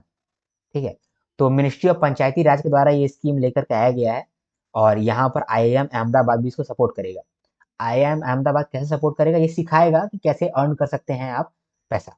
ठीक है, ग्राम पंचायत के लिए 65 ट्रेनर को सिलेक्ट किया गया है, इनको ही सिखाया जाएगा कि कैसे आप ग्राम पंचायत को ये सिखा सकते हैं कि वो अपना पैसा अपने खुद से जनरेट कर सकता है, ओन सोर्स रिवेन्यू जनरेट कर सकता है, जैसे कि टैक्सेशन का इस्तेमाल कर सकता है ग्राम पंचायत। ठीक है, किस तरह से वो फीस को मतलब चार्ज करेगा, बिहेवियर साइंस को यूज करके टैक्सेशन कलेक्शन को और बढ़ा सकते हैं, फोरकास्टिंग और प्लानिंग कर सकते हैं फ्यूचर रिवेन्यू का। ठीक है, हम लोग इनोवेटिव वेज खोज सकते हैं टू फाइनेंस विलेज प्रोजेक्ट, फिर सोट एनालिसिस कर देंगे फॉर ग्रोथ। ठीक है, सोट एनालिसिस का मतलब कि स्ट्रेंथ, वीकनेस, अपॉर्चुनिटी, थ्रेट। तो ये तीनों चारों चीज़ों को देख करके हम लोग एनालिसिस करेंगे कि ग्राम पंचायत कैसे आगे बढ़ सकता है, ग्रोथ का रास्ता में जा सकता है। फिर हम लोग प्रोजेक्ट को मैनेज करेंगे अच्छे तरीके से अंडर जीपीडीपी, ये चीज़ भी सिखाएंगे कि ग्राम पंचायत डेवलपमेंट प्लान्स के अंदर हम लोग कोई भी प्रोजेक्ट है उसको किस तरह से मैनेज करना है। तो आईएम अहमदाबाद का मदद से मिनिस्ट्री ऑफ पंचायती राज ने एक स्कीम जारी किया, training of trainers by gram panchayat. ठीक है, तो ट्रेनिंग ऑफ ट्रेनर्स, जो भी ट्रेनर है जो कि बाद में ग्राम पंचायत को ट्रेन करेंगे पैसा अर्न करने में, उनको ट्रेनिंग दिया जा रहा है। 65 ऐसे ट्रेनर्स को सिलेक्ट किया गया है across 16 states and union territories. ठीक है, चलो यहाँ देखते हैं। तो मिनिस्ट्री ऑफ पंचायती राज ने ऑर्गेनाइज किया है training of trainers programme on generation of own source revenue by gram panchayat to make panchayat financially self sustaining and development ready institutions. ठीक है, ट्रेनिंग मॉड्यूल्स जो है डेवलप किया गया है आईएम अहमदाबाद के द्वारा। नंबर ऑफ ट्रेनर्स कितना है, 65 और of 16 states and union territories. ये प्रोग्राम में कौन कौन सा थीमेटिक एरियाज कवर्ड रहेगा, foundation of own source revenue, strategic approaches to enhance OSR, behavioral science for better tax collection, utilization of OSR for village development, behavioral science and innovative financing, exploring innovative project finance options। ठीक है, revenue forecasting and planning for sustainability, SWOT analysis for revenue growth, project management for effective gram panchayat development plan implementation. ठीक है, समझ में आ गया आपको। आगे बढ़ते हैं, नेक्स्ट न्यूज को देखते हैं, एक्सपेरिमेंट्स इन स्पेस एक्सियम 4। ठीक है, अब इस न्यूज को देखते हैं। एक्सियम 4 मिशन के अंदर Shubhanshu Shukla group captain India की तरफ से मतलब गए हैं स्पेस के अंदर। ठीक है, अब स्पेस के अंदर जब गए हैं तो उनको बहुत सारा काम दिया गया है कि आप अगर जा ही रहे हो वहां पर तो कुछ कुछ आप एक्सपेरिमेंट भी कर लिया। ठीक है, तो कुछ कुछ ऑर्गेनाइजेशन ने उन्हें कुछ कुछ काम दिया है वहां पर कंडक्ट करने के लिए, कुछ एक्सपेरिमेंट है वहां पर कंडक्ट करने के लिए, जहां पर हम लोग को बहुत सारा इंसाइट्स मिलेगा। ठीक है, तो 7 तरीके का एक्सपेरिमेंट है जो कि सुभाष शुक्ला वहां पर कर रहे हैं। ठीक है, कौन कौन सा है, एक है माइक्रो एल्गी। माइक्रो एल्गे जो है वो स्पेस में किस तरह से ग्रो करता है। ठीक है, to study how edible algae grow in space for food, oxygen, water cycling. ठीक है, वाटर रिसाइक्लिंग। ठीक है, तो ये किसके द्वारा कंडक्ट किया जा रहा है, आईसीजीईबी और एनआईपीजीआर। ठीक है, स्प्राउटिंग सीड्स, मान लो मूंग और मेथी, मूंग और मेथी किस तरीके से इसका न्यूट्रिटिव वैल्यू चेंज हो रहा है, इसको स्टडी करने के लिए स्प्राउटिंग सीड्स भेजा गया है। तो ये दूसरा टॉपिक है। तीसरा है muscle loss, to understand how and how to prevent muscle weakening in space. ठीक है, फिर टार्डीग्रेड्स को लेकर के गए हैं ये, जो कि एक माइक्रोस्कोपिक एनिमल है, वो किस तरह से एक्सट्रीम स्पेस में रिएक्ट करता है इसको भी चेक किया जाएगा। ठीक है, इसके बाद डिजिटल यूज, इंटरफेस यूज, जब एस्ट्रोनॉट्स वहां पर स्पेस स्टेशन में रहता है तो वो लोग किस तरह से डिजिटल स्क्रीन को देख पाता है। ठीक है, कम्युनिकेट कैसे करता है, इस चीज को भी देखने के लिए एक्सपेरिमेंट करने के लिए भेजा गया है। ठीक है, साइनोबैक्टीरिया ग्रोथ है। ठीक है, साइनोबैक्टीरिया को टेस्ट करना है कि it can grow using urea in microgravity. ठीक है, इसके बाद फिर सीड रेजिलियंस, स्टडी करना है कि राइस, टोमेटो एक्सेट्रा स्पेस में सर्वाइव कर सकता है नहीं कर सकता है। देखो बात क्या है ना, मैं बताता हूँ आपको। आप भी अगर मान लो कि कभी कल को जाओगे विदेश, ठीक है, तो मैं आपको बोलूंगा कि यार विदेश जा ही रहे हो तो कुछ ले आना वहां से। ठीक है, तो इंडिया की तरफ से शुभांशु शुक्ला स्पेस गए हुए हैं। ठीक है, ये एक प्राइवेट प्रोजेक्ट है। ठीक है, एक्सियम 4 मिशन जो है प्राइवेट प्रोजेक्ट है, जहां पर इंडिया की तरफ से शुभांशु शुक्ला गए हुए हैं। अब स्पेस में जा रहे हैं तो वहां पर जाकर के वो बहुत सारी चीज देख सकते हैं, इसीलिए इंडिया की तरफ से बहुत सारा ऑर्गेनाइजेशन ने उन्हें कुछ काम सौंपा है। कि अगर आप जा रहे हो तो इस सामान को लेकर के जाओ और देखना कि वहाँ पर किस तरह रिएक्ट कर रहा है, और लेकर के आना, हम लोग चेक कर लेंगे कि क्या रिएक्ट किया है नहीं किया, ठीक है। तो सबको लेकर के गया, तो वो 7 तरह का टॉपिक है, 7 एक मैजिकल नंबर है वापस से, ठीक है। तो माइक्रो एल्गी को लेकर के गया है कि माइक्रो एल्गी जो है वो स्पेस में किस तरह से ग्रो कर रहा है। स्प्राउटिंग सूट जैसे कि मेथी और मूंग, ये किस तरह से न्यूट्रिशन वैल्यू एडजस्ट कर रहा है। मसल लॉस किस तरह से हो रहा है, किस तरह से उसको प्रिवेंट करना है। फिर टार्डिग्रेड्स नाम का माइक्रोस्कोपिक एनिमल है, ये सर्वाइव कर पा रहा है कि नहीं कर पा रहा है। डिजिटल इंटरफेस यूज किस तरह से हो पा रहा है, ठीक है। साइनोबैक्टीरिया का ग्रोथ किस तरह से हो पा रहा है माइक्रोग्रेविटी के अंदर। और सीड रेजिलियंस क्या है, यानी कि राइस टोमेटो एक्सेट्रा स्पेस में सर्वाइव कर पा रहा है कि नहीं कर पा रहा है। कौन कौन सा इंस्टीट्यूट इसको कंडक्ट कर रहा है वो भी एक जगह में मैंने लिखा हुआ है, ठीक है। चलो आगे बढ़ते हैं, देखते हैं डिजिटेक इनिशिएटिव्स इन मैरीटाइम सेक्टर, ठीक है।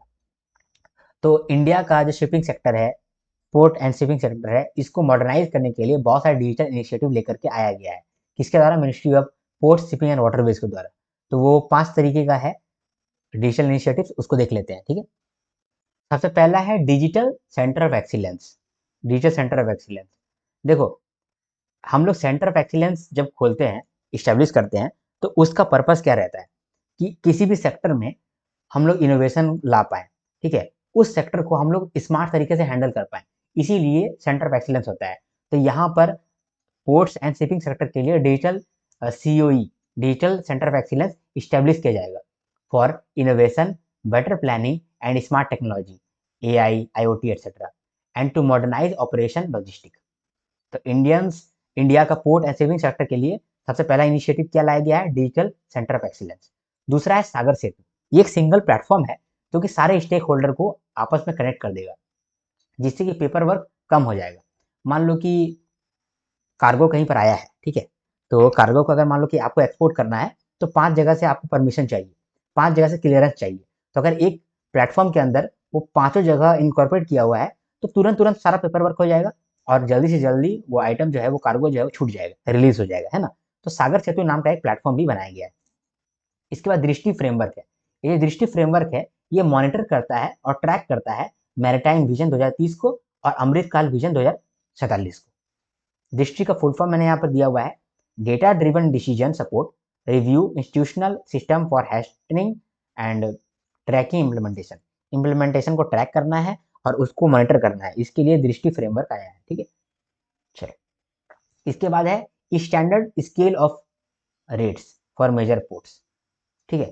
पोर्ट में कितना टैक्स लगना चाहिए, कितना टैरिफ लगना चाहिए, उसका यूनिफॉर्म टेम्पलेट सेट किया गया है, ठीक है। तो इसको हम लोग बोल रहे हैं standard scale of rates, SOR, ठीक है। इसके बाद है रिपोर्ट, एक रिपोर्ट है गेटवे टू ग्रीन, ये रिपोर्ट को जारी किया गया है। यहाँ पर ये बताया गया है कि क्या हमारा रोड मैप रहना चाहिए, क्या हमारा प्लान रहना चाहिए, ताकि ये जो इंडियन पोर्ट्स है ये ग्रीन हाइड्रोजन को बना पाए, स्टोर कर पाए और एक्सपोर्ट भी कर पाए, ठीक है। तो हम लोग इंडिया का पोर्ट और शिपिंग सेक्टर को मजबूत करने के लिए, डिजिटलाइज करने के लिए, डिजिटली मॉडर्नाइज करने के लिए हम लोग कुछ इनिशिएटिव लेकर के आए हैं। पहला है डिजिटल सेंटर ऑफ एक्सीलेंस। यहाँ पर इनोवेशन, बेटर प्लानिंग और स्मार्ट टेक्नोलॉजी का इस्तेमाल होगा, ताकि ऑपरेशन मॉडर्नाइज हो जाए और लॉजिस्टिक भी ऑर्गेनाइज हो पाए, ठीक है। इसके बाद सागर सेतु, एक सिंगल प्लेटफॉर्म है जो कि सारे स्टेक होल्डर को आपस में मिलाता है, ताकि पेपर वर्क आसान हो जाए और प्रोसेसिंग टाइम कम हो जाए। फिर दृष्टि फ्रेमवर्क जो है वो मॉनिटर करता है और ट्रैक करता है मैरीटाइम विजन को और अमृतकाल विजन को। ये दृष्टि फ्रेमवर्क है, इसका क्या फुल फॉर्म है? Data driven decision support review institutional system for हैशनिंग and tracking implementation. फिर स्टैंडर्ड स्केल ऑफ रेट्स भी है, जो कि पोर्ट का जो टैरिफ है उसको डिसाइड करने में हेल्प करेगा। और फिर एक रिपोर्ट भी रिलीज किया, ताकि रोड मैप मिल सके कि किस तरह से हम लोग ग्रीन हाइड्रोजन को बना सकते हैं, एक्सपोर्ट कर सकते हैं और स्टोर भी कर सकते हैं, ठीक है। इसके बाद हम लोग यहाँ पर रीड करते हैं।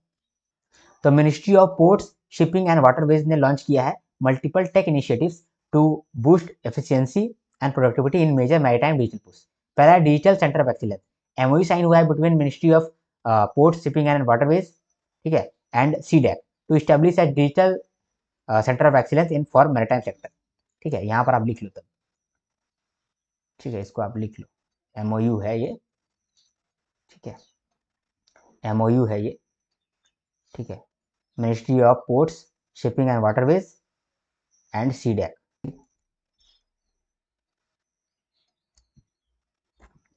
इसके बाद सागर सेतु, सागर सेतु क्या करेगा, ये मल्टीपल सर्विस प्रोवाइडर को एक जगह में इंटीग्रेट करेगा to offer seamless EXIM related services. ठीक है, platform design to significantly reduce processing times for vessels and cargo documentation, promoting faster paperless logistic.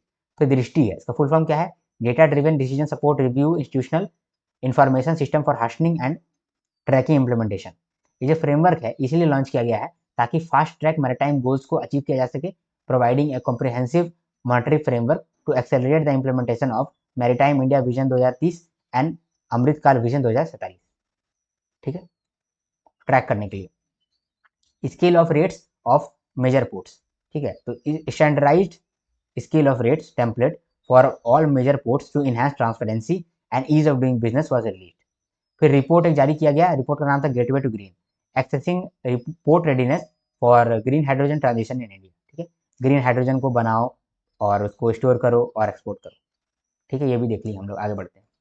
अब देखते हैं अगला न्यूज़। ठीक है, एमओयू साइन हुआ है मिनिस्ट्री ऑफ रूरल डेवलपमेंट के द्वारा और ministry of skill development and entrepreneurship के द्वारा। तो इन दोनों ने एमओयू साइन किया है 3 साल के लिए। ठीक है, तो 3 साल के लिए एमओयू साइन हुआ है ताकि जो वुमेन है, सेल्फ हेल्प ग्रुप के अंदर जो वुमेन है, उनको स्किल ट्रेनिंग दे सकें।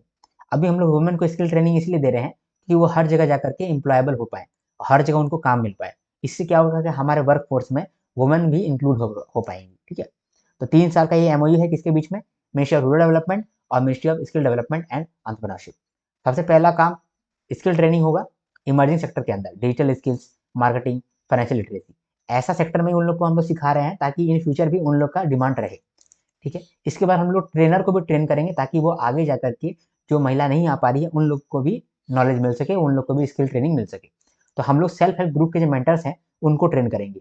किनके द्वारा ट्रेन किया जाएगा, जेएसएस जन शिक्षण संस्थान के द्वारा, RSETI rural self employment training institute और निस्बड के द्वारा और NCTI के द्वारा, नेशनल स्किल ट्रेनिंग इंस्टीट्यूट के द्वारा। ठीक है, जब हम लोग ट्रेनिंग दे देंगे तो स्किल सर्टिफिकेशन भी हम लोग देंगे, कौन सा स्किल उनको आता है। ठीक है, ये जो प्लान है इसको हम लोग इंटीग्रेट करेंगे विद डिस्ट्रिक्ट स्किल प्लान और साथ में इसका अवेयरनेस और आउटरीच भी फैलाएंगे using campaigns, livelihood mela, mentorship program. ठीक, रीड करते हैं। तो मिनिस्ट्री ऑफ रूरल डेवलपमेंट और ministry of skill development and entrepreneurship इन दोनों ने मिलकर के एमओयू साइन किया है 3 साल के लिए। ठीक है, जो कि जो वुमेन है सेल्फ हेल्प ग्रुप की, उनको ट्रेन किया जाएगा, एम्पावर किया जाएगा through structured skilling, entrepreneurship development and market align livelihood intervention.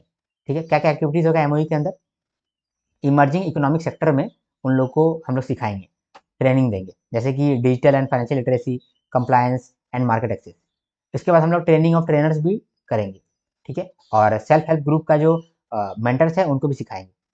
फिर फॉर्मल सर्टिफिकेशन भी देंगे through skill India digital hub to recognise skills of SHG members. ठीक है, इसके बाद फिर ज्वाइंट आउटरीच इनिशिएटिव भी लेकर के आएंगे, जैसे कि लाइवलीहुड फेयर्स, इसके बाद फिर awareness campaigns and mentorship programme etcetera. ठीक है, नॉर्मल सा न्यूज़ था। चलो आगे बढ़ते हैं। इसके बाद रिवाइज्ड झरिया मास्टर प्लान। देखो, झरिया एक ऐसा जगह है झारखंड के अंदर जहाँ पर पूरा झरिया जल रहा है। ठीक है, आपको मैं इसका ना वीडियो दिखाता हूँ तो आपको मजा लगेगा। चलो मैं आपको दिखाता हूँ। ठीक है,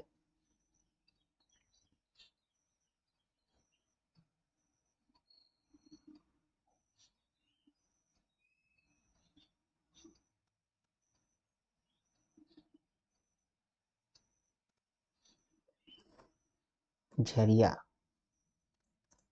ये धनबाद में है, देखो आप। ठीक है,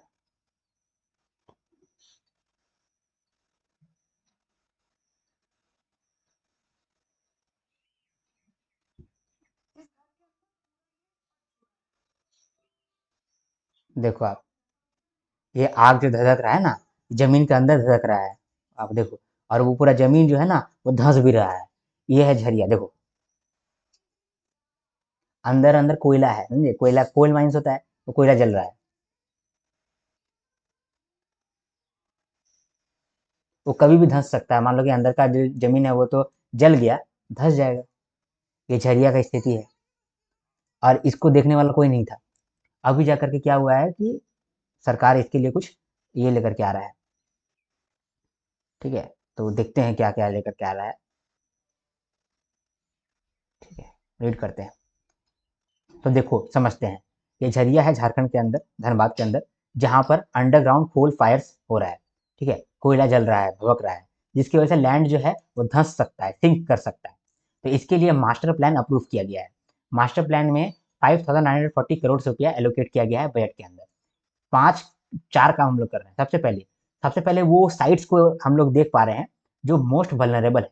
जो साइट मोस्ट वल्नरेबल है वहां पर हम लोग फायर को कंट्रोल करने की कोशिश कर रहे हैं, साथ में रिहेबिलिटेशन कर रहे हैं, यानी कि वहां के जो लोग हैं उनको कहीं जगह शिफ्ट कर रहे हैं, उनको अच्छा घर खाना दे रहे हैं और साथ में उनको स्किल डेवलपमेंट करा रहे हैं। ठीक है, 1 लाख रुपया हम लोग ग्रांट दे रहे हैं फॉर लाइवलीहुड सपोर्ट पर फैमिली। हर फैमिली को हम लोग 1 लाख रुपया तक दे रहे हैं ताकि वो जो है थोड़ा सा उनको सपोर्ट मिल पाए, उनका आजीविका चल पाए।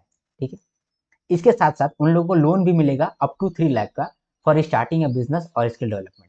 इसके बाद बेसिक इंफ्रास्ट्रक्चर बनाना पड़ेगा, रोड बनाना पड़ेगा, इलेक्ट्रिसिटी देना पड़ेगा, वाटर सप्लाई देना पड़ेगा, सीवरेज देना पड़ेगा। तो ये सब काम करने के लिए भी ये पैसा एलोकेट किया गया है। एक डेडिकेटेड फंड बनाया गया है to promote job and income generation. Fund का नाम क्या है? Jharia alternative livelihood rehabilitation fund. ठीक है, रीड करते हैं। यूनियन कैबिनेट ने अप्रूव किया है ये प्लान को, रिवाइव झरिया प्लान। ठीक है, इसके अंदर क्या होगा?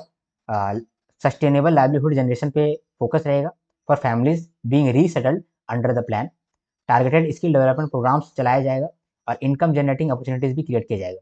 एक लाइवलीहुड ग्रांट है 1 लाख रुपए का, वो दिया जाएगा और credit support up to 3 lakh दिया जाएगा। ठीक है, साथ में roads, railways, roads, electricity, water supply, sewerage, ये सब बनाया जाएगा। और एक फंड है, डेडिकेटेड फंड बनाया जा रहा है, Jharia alternative livelihood rehabilitation fund. ठीक है, समझ लिए हम लोग ये भी। चलो आगे बढ़ते हैं। एक है report, statistical report on value of output from agriculture and allied sector. Agriculture और अलाइड सेक्टर से हम लोग कितना आउटपुट निकाले हैं, इसका एक रिपोर्ट आया है। नाबार्ड के लिए बहुत इंपॉर्टेंट बन गया। ठीक है, तो statistical report on the value of output, statistical report on the value of output from agriculture and allied sector 2011-12 से लेकर के 2023-24 का डेटा यहाँ पर दिया गया है। ये डेटा किसके द्वारा दिया गया है? मॉस्पी के द्वारा दिया गया है। ठीक है, तो समझ गया। इसके अंदर डेटा है क्या वो समझते हैं ना। सबसे पहले जीवीए, ग्रॉस वैल्यू एडेड, और दूसरा है जीवीओ, ग्रॉस वैल्यू ऑफ आउटपुट। और दोनों क्या है पहले ये समझो, फिर इनका डेटा समझ पाओगे। जीवीए मतलब कि ग्रॉस वैल्यू एडेड, मतलब कितना वैल्यू हम लोग ऐड किए हैं, कितना वैल्यू ऐड किए हैं उसको बोलते हैं gross value added. Gross value of output का मतलब कि टोटल आउटपुट कितना का बना है। तो जीवीओ जो है वो हमेशा ज्यादा रहेगा। ठीक है, जीवीए कम रहेगा।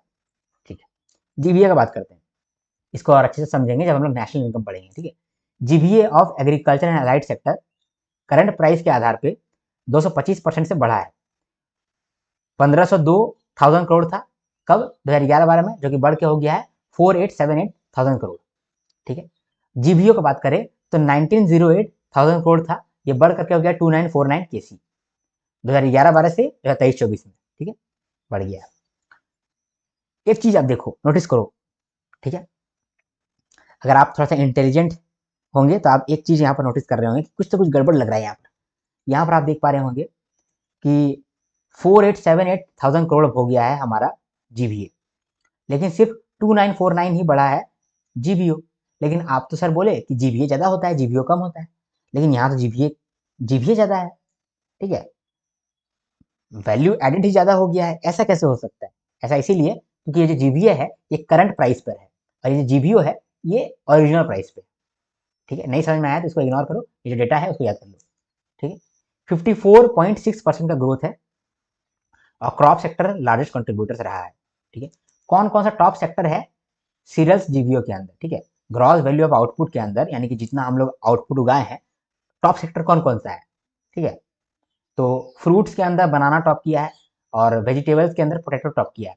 फिशिंग कंट्रीब्यूशन बहुत ज़्यादा है, इसका कंट्रीब्यूशन 4.2% से बढ़ करके, मतलब 4% टू, मतलब कि 4.2% था पहले, अब हो गया 7.0%। ठीक है, मध्य प्रदेश जो है वो टॉप कंट्रीब्यूटर है स्पाइसेस के अंदर, और यूपी, एमपी, पंजाब, तेलंगाना और हरियाणा ये सब टॉप स्टेट्स है।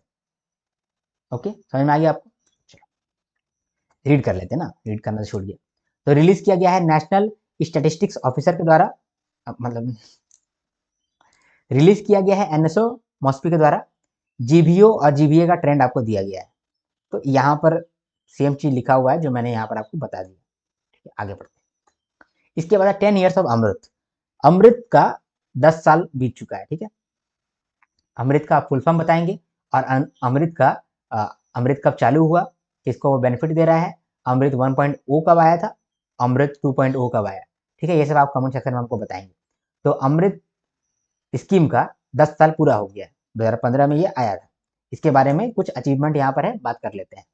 तो अमृत के अंदर टैप कनेक्शन जो है वो 2.03 करोड़ हो गया है, सीवर कनेक्शन जो है 1.5 करोड़ हो गया है। प्रोजेक्ट इसमें सेंक्शन किया गया था 2.73 लाख करोड़ का, जो कि 1.12 लाख करोड़ का कंप्लीट हो गया प्रोजेक्ट। जल ही अमृत ये इनिशिएटिव लाया गया है जिसमें कि सीवेज ट्रीटमेंट प्रमोट हो रहा है। ठीक है, और फिर सेल्फ हेल्प वुमेन को भी यहाँ पर ऐड किया जा रहा है अमृत मुद्रा के जैसे। ठीक है, तो अमृत का 10 साल हो गया, उसका की अचीवमेंट यहाँ पर मैंने बता दिया। ठीक है, इसके बाद है सोशल प्रोटेक्शन कवरेज में इंडिया ने बहुत ग्रोथ किया है। ठीक है, ठीक है, देखो 2015 का बात है 19% ही सोशल प्रोटेक्शन कवरेज था, अब 64.3% हो गया। मतलब कि पहले जो है लोग इंश्योरेंस पेंशन इसके अंदर कवर नहीं रहते थे, अब वो कवर्ड रहने लगे हैं। ठीक है, क्योंकि बहुत सारा स्कीम्स आया है, तो इंडिया का जो सोशल प्रोटेक्शन कवरेज है वो बढ़ गया है। 2015 में 19% था, 2025 में 64% हो गया। 90.3 करोड़ लोग ऐसे हैं जिन्होंने at least one social protection scheme के अंदर एनरोल किया हुआ है, रजिस्टर किया हुआ है। 30.3 करोड़ ऐसे लोग हैं जो कि अनऑर्गेनाइज वर्कर हैं, ई श्रम पोर्टल के अंदर रजिस्टर्ड है। इंश्योरेंस सेक्टर का बात करते हैं, 51 करोड़ लोग पीएम सुरक्षा बीमा योजना के अंदर आते हैं और 26 करोड़ लोग पीएम जीवन ज्योति योजना के अंदर आते हैं। पेंशन की बात करें तो 5.13 करोड़ लोग पीएम श्रम योगी मानधन योजना के अंदर रजिस्टर्ड है। और हाउसिंग में देखा जाए तो 4 करोड़ प्लस हाउसेस बना है अंडर पीएम आवास योजना। ठीक है, तो डेटा दिया गया था, नॉर्मल डेटा था, आपने समझ लिया। डन, आगे बढ़े। शॉर्ट न्यूज़ है कुछ, उसको देख लेते हैं। शॉर्ट न्यूज़ यहाँ पर बहुत सारा दिया हुआ है, सबको आपको पढ़ाई करना है, मैं आपको सिर्फ रीडिंग करा दूंगा वो सबका जो कि बहुत इंपॉर्टेंट है। फाइनेंस मिनिस्ट्री ने आई स्टेप डिवाइस को लॉन्च किया है। ये आई स्टेप डिवाइस क्या है, ये डिवाइस जो है ट्रांजैक्शन कॉस्ट को कम करता है और एक्सपोर्ट में बहुत हेल्प करता है। ठीक है, जिससे कि इंडिया का जो लॉजिस्टिक परफॉर्मेंस इंडेक्स है उसका रैंकिंग भी इंप्रूव हो गया। दूसरा, इंडिया का लार्जेस्ट ट्राइबल कैंपेन धरती आबा जन भागीदारी अभियान ये चालू हुआ है। ये 5 पिलर्स में ये कैंपेन बना है, जन भागीदारी, saturation, cultural inclusion, convergence and last mile delivery. ठीक है, इसके बाद आदि कर्मयोगी बेटा ये लॉन्च हुआ है फॉर ट्राइबल एम्पावरमेंट। ठीक है, फिर ऑपरेशन डीप मैनिफेस्ट लॉन्च। ये जो डीप मैनिफेस्ट है इस ऑपरेशन को क्यों मतलब स्टार्ट किया गया है, तो DRI initiated operation deep manifest to crack down illegal imports of Pakistani goods rerouted via Dubai and other third party countries. क्या होता है ना कि पाकिस्तान कोई चीज एक्सपोर्ट नहीं कर पाता है इंडिया को, तो वो क्या करता है किसी दूसरे कंट्री को देता है और दूसरा कंट्री फिर इंडिया को देता है, तो इनडायरेक्टली पाकिस्तान अपना सामान भेज ही देता है। तो इसको खोजने के लिए, इलीगल इंपोर्ट को खोजने के लिए ऑपरेशन डीप मैनिफेस्ट लॉन्च किया गया। ठीक, फिर है पब्लिक सेक्टर बैंक का परफॉर्मेंस यहाँ पर बताया गया है फाइनेंशियल ईयर 23 से लेकर के फाइनेंशियल 25 तक में।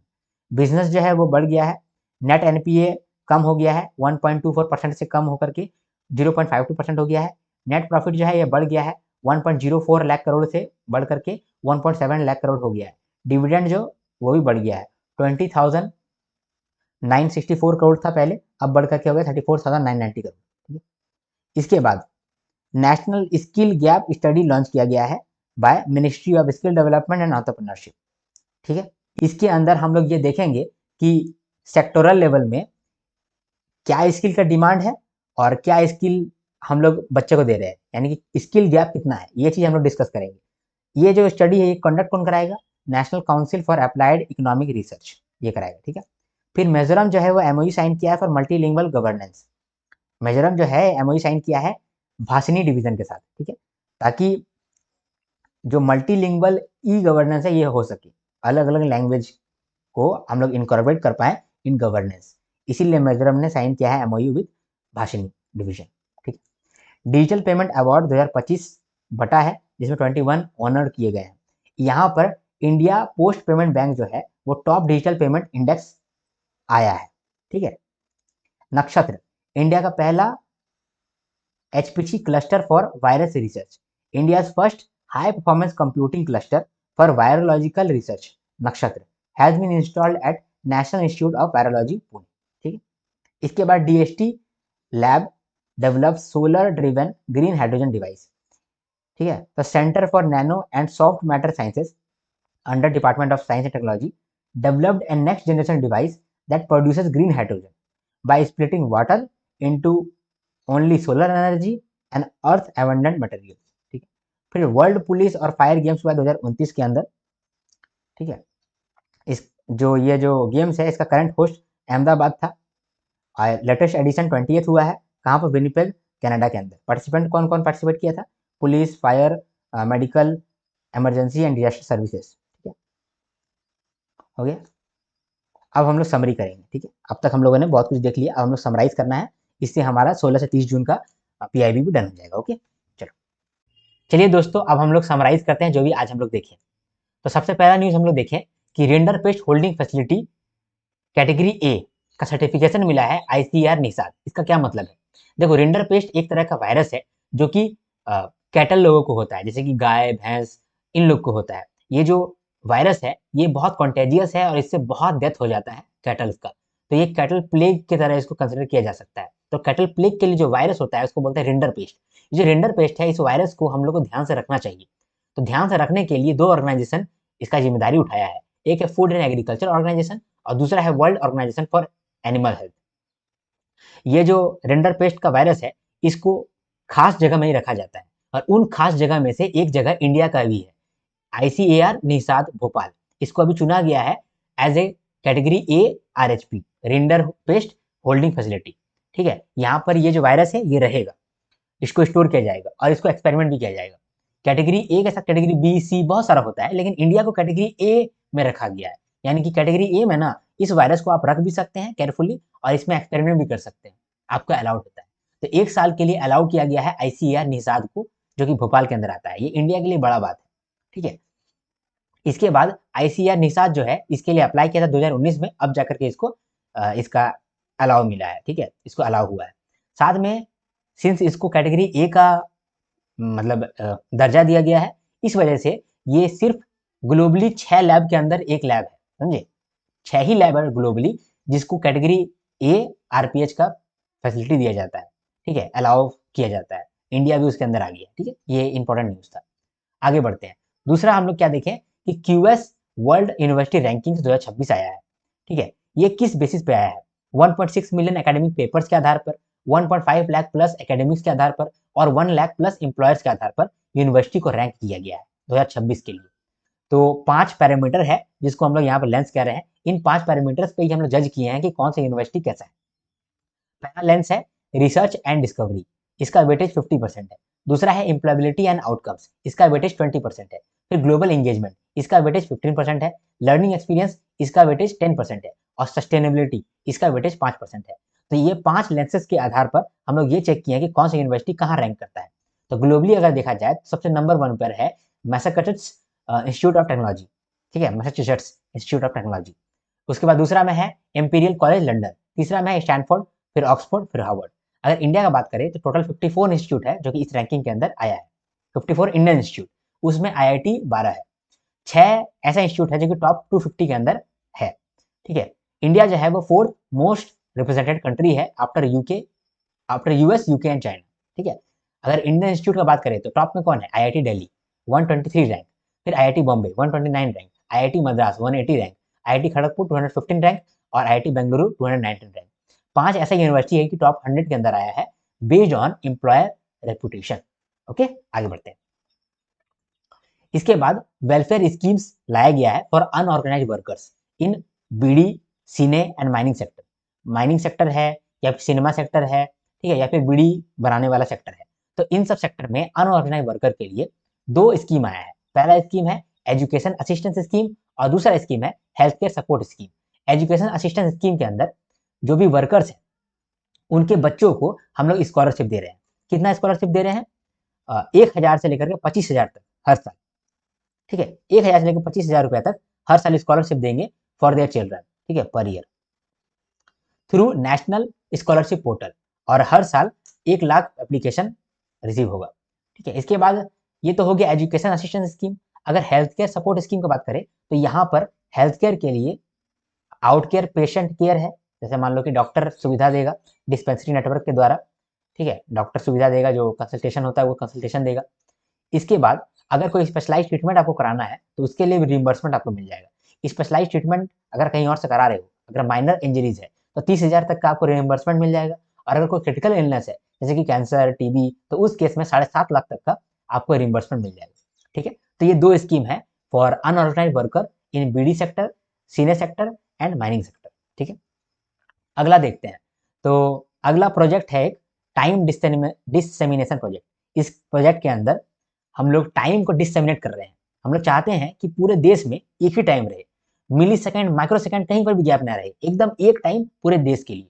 तो इसके लिए हम लोग क्या किए हैं, हम लोग चाहते हैं कि जो इंडियन स्टैंडर्ड टाइम है वो एकदम millisecond to microsecond accuracy के साथ पूरे इंडिया में फैल जाए, डिससेमिनेट हो जाए। इसीलिए प्रोजेक्ट का नाम है टाइम डिससेमिनेशन प्रोजेक्ट। ठीक है, कैसे हम लोग करेंगे, 5 रेफरेंस एरिया खोजेंगे, 5 रेफरेंस एरिया में एटॉमिक क्लॉक बनाएंगे। ये एटॉमिक क्लॉक जो है एकदम माइक्रो सेकेंड एक्यूरेसी के साथ पूरे इंडिया में करेक्ट टाइम पहुंचाएगा। 5 एटॉमिक क्लॉक कहाँ बनने वाला है, अहमदाबाद, बेंगलुरु, भुवनेश्वर, गुवाहाटी, फरीदाबाद। ठीक है, ये किसके द्वारा ये किया जा रहा है, ministry of consumer affairs, food and public administration, और इसमें कोलैबोरेट करेगा CSIR, नेशनल फिजिकल लैब, और इसरो भी इसमें मदद करेगा। ठीक है, आगे देखते हैं। आगे है परफॉर्मेंस ग्रेडिंग इंडेक्स। इस इंडेक्स के अंदर हम लोग जो स्कूल एजुकेशन सिस्टम है इसको इवेल्युएट करते हैं, इसका परफॉर्मेंस का इवेल्युएट करते हैं और परफॉर्मेंस के आधार पर इसको ग्रेड देते हैं। इसीलिए इनका नाम है परफॉर्मेंस ग्रेडिंग इंडेक्स। परफॉर्मेंस के आधार पर ग्रेड देंगे स्कूल एजुकेशन सिस्टम को, इस इंडेक्स को भी बोल रहे हैं परफॉर्मेंस ग्रेडिंग इंडेक्स। शॉर्ट में इसको कहते हैं PGI। तो PGI 1.0 आया था 2017 में, और PGI 2.0 थोड़ा सा इंप्रूव करके रिवैम्ड तरीके से आया था 2021 में। ठीक है, based on new education policy. ठीक है, किसके द्वारा जारी हो रहा है ये इंडेक्स, मिनिस्ट्री ऑफ एजुकेशन के द्वारा। तो PGO 2.0 जो आया है इसके अंदर 73 इंडिकेटर्स है, 2 कैटेगरी है और 6 डोमेन है। ठीक है, 2 कैटेगरी, एक है आउटकम, दूसरा है गवर्नेंस। आउटकम के अंदर 4 डोमेन है और गवर्नेंस के अंदर 2 डोमेन है। आउटकम्स के अंदर learning outcomes and quality, access, ठीक है, इंफ्रास्ट्रक्चर एंड फैसिलिटी, और इक्विटी। और गवर्नेंस के अंदर 2 डोमेन है, गवर्नेंस प्रोसेस और teacher training, teacher education training. ठीक है, तो ये 2 कैटेगरी के अंदर 6 डोमेन्स को चेक करते हुए हम लोग टोटल स्कोर 1000 रखे हैं, और वो 1000 का स्कोर में से अलग अलग स्टेट को हम लोग स्कोर दे रहे हैं, और जो स्टेट अच्छा स्कोर करेगा उनको अच्छा ग्रेड मिलेगा। तो ग्रेडिंग के लिए भी हम लोगों ने कोई सिस्टम जारी किया है। क्या सिस्टम है, देखो अगर आपका स्कोर 90 से 100 के बीच में है तो आप दक्ष ग्रेड के अंदर आते हैं। इसी तरह से 81 के अगर 90 के बीच में है तो उत्कर्ष ग्रेड के अंदर आते हैं। इसी तरह से अगर 71 से 80% का रेंज में अगर आप स्कोर कर रहे हैं तो अति उत्तम ग्रेड के अंदर आएंगे। इसी तरह से 61 से 70 के रेंज में कर रहे हैं तो उत्तम का कैटेगरी में आएंगे। इसी तरह से प्रचेष्टा 1, प्रचेष्टा 2, प्रचेष्टा 3, फिर आकांक्षी 1, आकांक्षी 2 और आकांक्षी 3। इस तरीके का ग्रेड है based on the scores, percentage of scores. ठीक है, तो इस आधार पर ही ग्रेडिंग किया गया है अलग अलग स्टेट का। 2023-24 का डेटा दिया गया है, 2022-23 का डेटा, दोनों का डेटा आपको याद करना पड़ेगा। ठीक है, दोनों में नंबर 1 चंडीगढ़ है। चंडीगढ़ पहले प्रचेष्टा 2 के अंदर आ रहा था, अभी प्रचेष्टा 1 के अंदर आ रहा है। ठीक है, इसके बाद पंजाब है, दिल्ली है, गुजरात है, उड़ीसा है 2023-24 के केस में। और 22-23 के केस में पंजाब है, आंध्र प्रदेश बोल रहा हूँ, अंडमान एंड निकोबार आइलैंड है, फिर गुजरात है, केरला है। तो एक चीज अगर आप नोटिस करेंगे तो कोई भी ऐसा सिटी नहीं है, कोई भी ऐसा स्टेट नहीं है जो कि प्रचेष्टा 1 से ऊपर गया हो, उत्तम, अति उत्तम, उत्कर्ष, दक्ष इस तरह का ग्रेड में पहुंचा हो। तो जो मैक्सिमम है वो प्रचेष्टा 1 की कैटेगरी में ही है। इसका मतलब कि प्रचेष्टा 1 का आप याद रखिएगा स्कोर कितना है, 51 से लेकर 60%। तो अभी तक सबका स्कोर 51% से लेकर 60% तक ही है। टोटल स्कोर कितना है, 1000। ठीक है, बिहार और तेलंगाना जो है वो बेस्ट इंप्रूवमेंट किया है इन एक्सेस टू एजुकेशन। ठीक है, ये भी हमने समझ ली। अगला देखते हैं, नेशनल टाइम रिलीज स्टडी। देखो ये जो स्टडी किया गया है मिनिस्ट्री ऑफ फाइनेंस के द्वारा किया गया है, और इसमें एसेस किया जा रहा है कार्गो रिलीज टाइम कितना है, एवरेज में कार्गो को रिलीज करने के लिए कितना समय लगता है। देखो कभी भी हम लोग एक्सपोर्ट करते हैं या फिर इंपोर्ट करते हैं तो कार्गो का चेकिंग होता है। ठीक है, उसमें इंपोर्ट और एक्सपोर्ट ड्यूटी लगता है। ठीक है, तो ये जो कार्गो का टाइम लगता है तो इसमें जो कितना देर में रिलीज कर दिया जाता है, एवरेज में कितना देर में रिलीज कर दिया जाता है, इसको चेक करने के लिए हम लोग ये स्टडी को लेकर के आए हैं, नेशनल टाइम रिलीज स्टडी। ये 5th एडिशन है बाय मिनिस्ट्री ऑफ फाइनेंस। ये जो स्टडी है ये 15 लोकेशन में कंडक्ट किया गया है। Under 4 categories. 4 कैटेगरीज कौन कौन से हैं याद रखिएगा। एक है सी पोर्ट, दूसरा है एयर कार्गो कॉम्प्लेक्स, तीसरा है इनलैंड कंटेनर डेपो जो कि ड्राई पोस्ट होता है away from coast of the areas, coastal India, ठीक है। इसके बाद है integrated check post, land border. तो हर जगह में कितना समय लग रहा है नहीं लग रहा है इसको भी आपको याद रखना पड़ेगा। तो इम्पोर्ट कार्गो, इम्पोर्ट अगर किए हैं कोई कार्गो को तो उसको रिलीज करने में कितना समय लगता है एवरेज, वो यहाँ पर दिया हुआ है। फिर एक्सपोर्ट कार्गो, अगर मान लो कि हम लोग एक्सपोर्ट कर रहे हैं तो उसको रिलीज करने के लिए कितना समय लगता है। तो सी पोर्ट में लगता है 6 घंटा फॉर इम्पोर्ट कार्गो, एसीसी में लगता है 5 घंटा, आईसीपी में लगता है 18 घंटा और आईसीडी में 12 घंटा से टाइमिंग और बढ़ गया है, ठीक है। एक्सपोर्ट कार्गो कितना देर में रिलीज हो जाता है, सी पोर्ट में 29 आवर्स 36 मिनट्स के अंदर, एसीसी में 4 घंटा के भीतर भीतर आपका रिलीज हो जाता है, आईसीपी के अंदर 6 घंटा 10 मिनट और आईसीडी के अंदर 30 घंटा, ठीक है। आगे बढ़ते हैं। इसके बाद है पीएम सूर्य घर योजना को और एक्सेलरेट करने के लिए सिटी एक्सेलरेटर प्रोग्राम आया है, ठीक है। तो पीएम सूर्य घर योजना को एक्सेलरेट करने के लिए, सूर्य घर के अंदर क्या होता है कि हम लोग हर सिटीज के अंदर सोलर पैनल लगा रहे हैं, ठीक है, और वहां से हम लोग इलेक्ट्रिसिटी जनरेट करेंगे। तो ये है पीएम सूर्य घर। पीएम सूर्य घर के अंदर ही सिटी एक्सेलेरेटर प्रोग्राम अभी जारी किया गया है। इसका फेज 1 जो है वो 30 सिटीज के अंदर होगा और फेज 2 में ये 100 सिटीज में इंक्लूड कर दिया जाएगा। यहाँ पर हम लोग क्या कर रहे हैं, सिटी को एक्सेलरेट कर रहे हैं। सिटी को कैसे एक्सेलरेट करेंगे पीएम सूर्य घर को अचीव करने के लिए, हम लोग टेक्निकल सपोर्ट देंगे अर्बन लोकल बॉडीज को और डिस्ट्रीब्यूशन कंपनीज को इन सेटअप एंड प्लानिंग। अच्छे से सेटअप करने सिखाएंगे, प्लानिंग करने सिखाएंगे।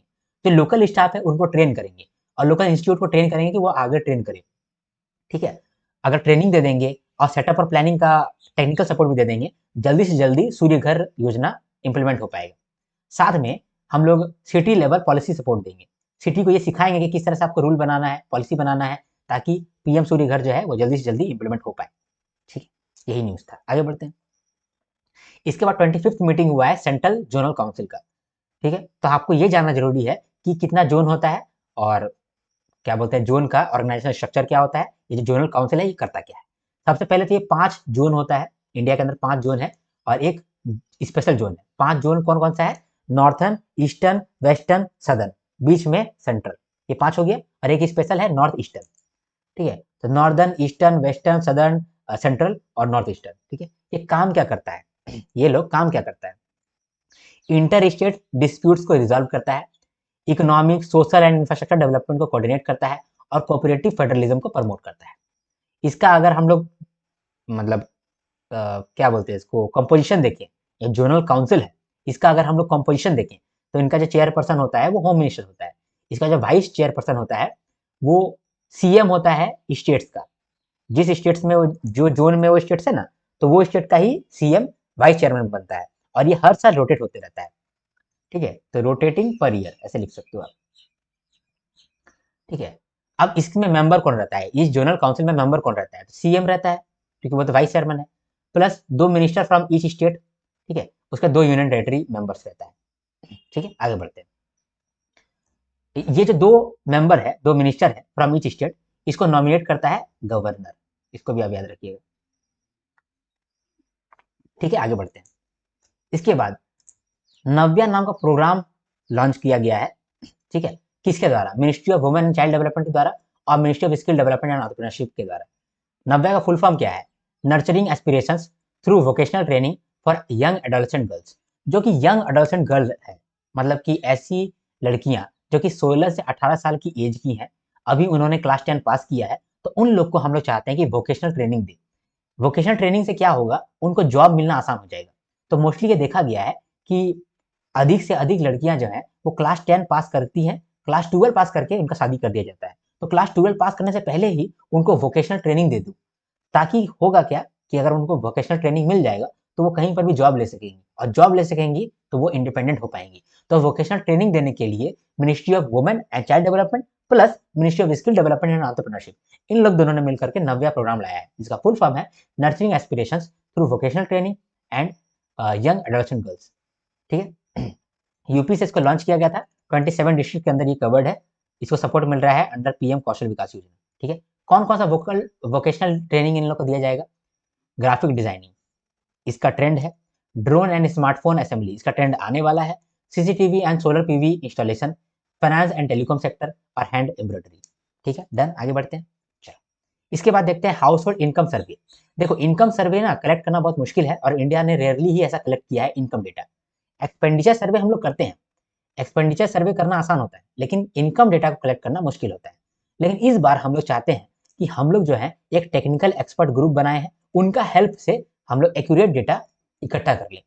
तो इंडिया पहली बार हाउस होल्ड इनकम सर्वे 2026 करने वाला है, ठीक है, under technical expert group Surjit Bhalla के अंदर, जो कि फॉर्मर एग्जीक्यूटिव डायरेक्टर है आईएमएफ के। ये गाइड करेंगे एनओसो को टू गेट एक्यूरेट नहीं एक्यूरेट डेटा। ओके, चलो। इसमें कहा गया है कि 1955 1958 में हम लोग कोई भी डेटा रिलीज नहीं किए थे, हालांकि उस समय इनकम सर्वे हुआ था लेकिन डेटा रिलीज नहीं हुआ था। फिर 1964 में और 1969 में इनकम सर्वे आया था, लेकिन ये हाउस होल्ड सर्वे के पार्ट था एक, ठीक है। इसके बाद 1983-84 में स्मॉल पायलट प्रोजेक्ट चलाया गया था, लेकिन वहां पर भी इनएक्यूरेट रिपोर्टिंग हुआ था, डेटा रिलायबिलिटी का इशू था, डेटा पे रिलाई नहीं कर सकते थे। इस बार जो है हम लोग चाहते हैं कि अच्छा डेटा मिले, एक्यूरेट डेटा मिले, जिसपे हम लोग रिलाई कर पाए। ठीक, आगे बढ़ते हैं। फिर training of trainers by gram panchayat. ग्राम पंचायत जो है वो ट्रेनर को ट्रेनिंग दे रहा है, ठीक है। अब training of trainers by gram panchayat, ministry of panchayati raj इस स्कीम को लेकर के आया है, ठीक है, और इसके अंदर सपोर्ट करेगा आईआईएम अहमदाबाद।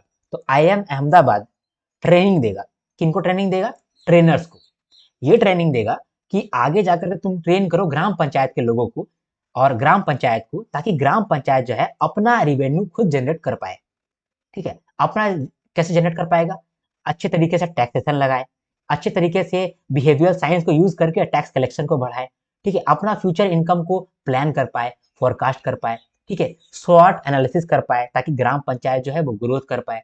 तो ये सब सिखाने के लिए आईएम अहमदाबाद को चुना गया है बाय मिनिस्ट्री ऑफ पंचायती राज, ठीक है। 65 ट्रेनर्स को अभी सेलेक्ट किया गया है इन 16 स्टेट्स और यूनियन टेरिटरीज, जो कि ग्राम पंचायत को ट्रेन करेगा to raise their own funds, own source revenue. कैसे होगा? ठीक है, यहाँ पर बताया गया कैसे होगा। Plan to improve local tax and fees, use behavioural science to increase taxation collection, ठीक है, forecasting and planning future revenue, finding innovative ways to finance village project, स्वॉट एनालिसिस फॉर ग्रोथ और managing project under GPDP, gram panchayat development plan, ठीक है। आगे बढ़ते हैं। इसके बाद स्पेस में हमारे इंडियन एयरफोर्स के ग्रुप कैप्टन शिवांशु शुक्ला गए हुए हैं एक्सियम 4 मिशन के तहत। तो वहां पर जब गए हुए हैं तो उनके द्वारा कुछ हम लोग एक्सपेरिमेंट कराना चाहते हैं। तो 7 तरीके का एक्सपेरिमेंट है जो कि उनको करने के लिए हम लोगों ने कहा है। कौन कौन सा एक्सपेरिमेंट है? पहला है माइक्रो एल्गी। हम लोग ये देखना चाहते हैं कि माइक्रो एल्गी किस तरह से रिएक्ट करता है स्पेस के अंदर, ठीक है, किस तरह से ग्रो करता है, ठीक है। तो study how edible algae grow in space for food, oxygen, water recycling, ठीक है। माइक्रो एल्गी हम लोग को मालूम चल जाएगा, तो इससे हम लोग का फूड रिसाइकलिंग, ऑक्सीजन रिसाइकलिंग ये सब हो पाएगा, ठीक है। इसके बाद स्प्राउटिंग सीड्स जैसे कि मूंग और मेथी, ये जो है ये किस तरह से स्प्राउट कर पा रहा है, इसका न्यूट्रिशन स्टडी कैसे हो रहा है, ये हम लोग करने के लिए इनको भेजे हैं। इसके बाद मसल लॉस, मतलब कि ये चेक करेंगे कि मसल लॉस कैसे हो पा रहा है और मसल कैसे वीक हो जा रहा है स्पेस के अंदर, ठीक है। टार्डीग्रेड्स इस तरह का माइक्रोस्कोपिक एनिमल है जिसको भेजा गया है सुभाष शुक्ला के साथ, जो कि ये चेक करेंगे कि वहां पर उनका सर्वाइवल हो रहा है कि नहीं हो रहा है। देखो बात क्या है कि ये जो ऑर्गेनाइजेशन सब है ना, ये ऑर्गेनाइजेशन सब सुभाष शुक्ला को कुछ कुछ आइटम दे दिया है, बोला कि वहां जाकर के आप रहना बस उसके साथ, और जब लेकर के आओगे वो सब आइटम को हम लोग चेक कर लेंगे कि वो सब आइटम क्या कर रहा है, ठीक है। तो अब चूंकि कोई एक आदमी जा रहा है इंडिया की तरफ से, तो जा रहा है तो उसका फायदा उठा लेते हैं ना, इसीलिए बहुत सारे टॉपिक पे हम लोग एक्सपेरिमेंट भी कर ले रहे हैं साथ ही साथ। तो टार्डीग्रेड्स नाम का एक माइक्रोस्कोपिक एनिमल है, उसको हम लोगों ने भेजा है ताकि उसका भी टेस्ट कर पाए सर्वाइवल हो पा रहा है कि नहीं हो पा रहा है एक्सट्रीम स्पेस कंडीशन के अंदर। डिजिटल इंटरफेस यूज, वहां पर जाकर के इंटरनेशनल स्पेस स्टेशन में जाकर के किस तरह से हम लोग इंटरफेस को यूज करते हैं, ये भी सीखने के लिए भेजा गया है इनको। फिर साइनोबैक्टीरिया ग्रोथ, साइनोबैक्टीरिया का चेक किया जाएगा कि किस तरह से ग्रो करता है यूजिंग यूरिया, ठीक है, माइक्रोग्रेविटी के अंदर। फिर seed resilience, rice, tomato etcetera ये स्पेस में सर्वाइव कर पाता है कि नहीं कर पाता है, इसको चेक करने के लिए भी भेजा गया, ठीक है। तो 7 तरह के टॉपिक है, इन पे एक्सपेरिमेंट करने के लिए भेजा गया है। डन, आगे बढ़ते हैं। इसके बाद इंडिया का पोर्ट और शिपिंग सेक्टर को डिजिटली मॉडर्नाइज करने के लिए इनिशिएटिव लॉन्च किया गया है ministry of ports, shipping and waterways के द्वारा। तो 5 तरीके का इनिशिएटिव है, सबको एक बार देखते हैं, ठीक है। पहला है डिजिटल सेंटर ऑफ एक्सीलेंस। देखो एक एमओयू साइन हुआ है ministry of port, shipping and waterways के साथ और सी डेक के साथ, ठीक है। To establish a digital centre of excellence, जो कि इनोवेशन के लिए काम करेगा, बेटर प्लानिंग देगा और स्मार्ट टेक्नोलॉजी डेवलप करेगा।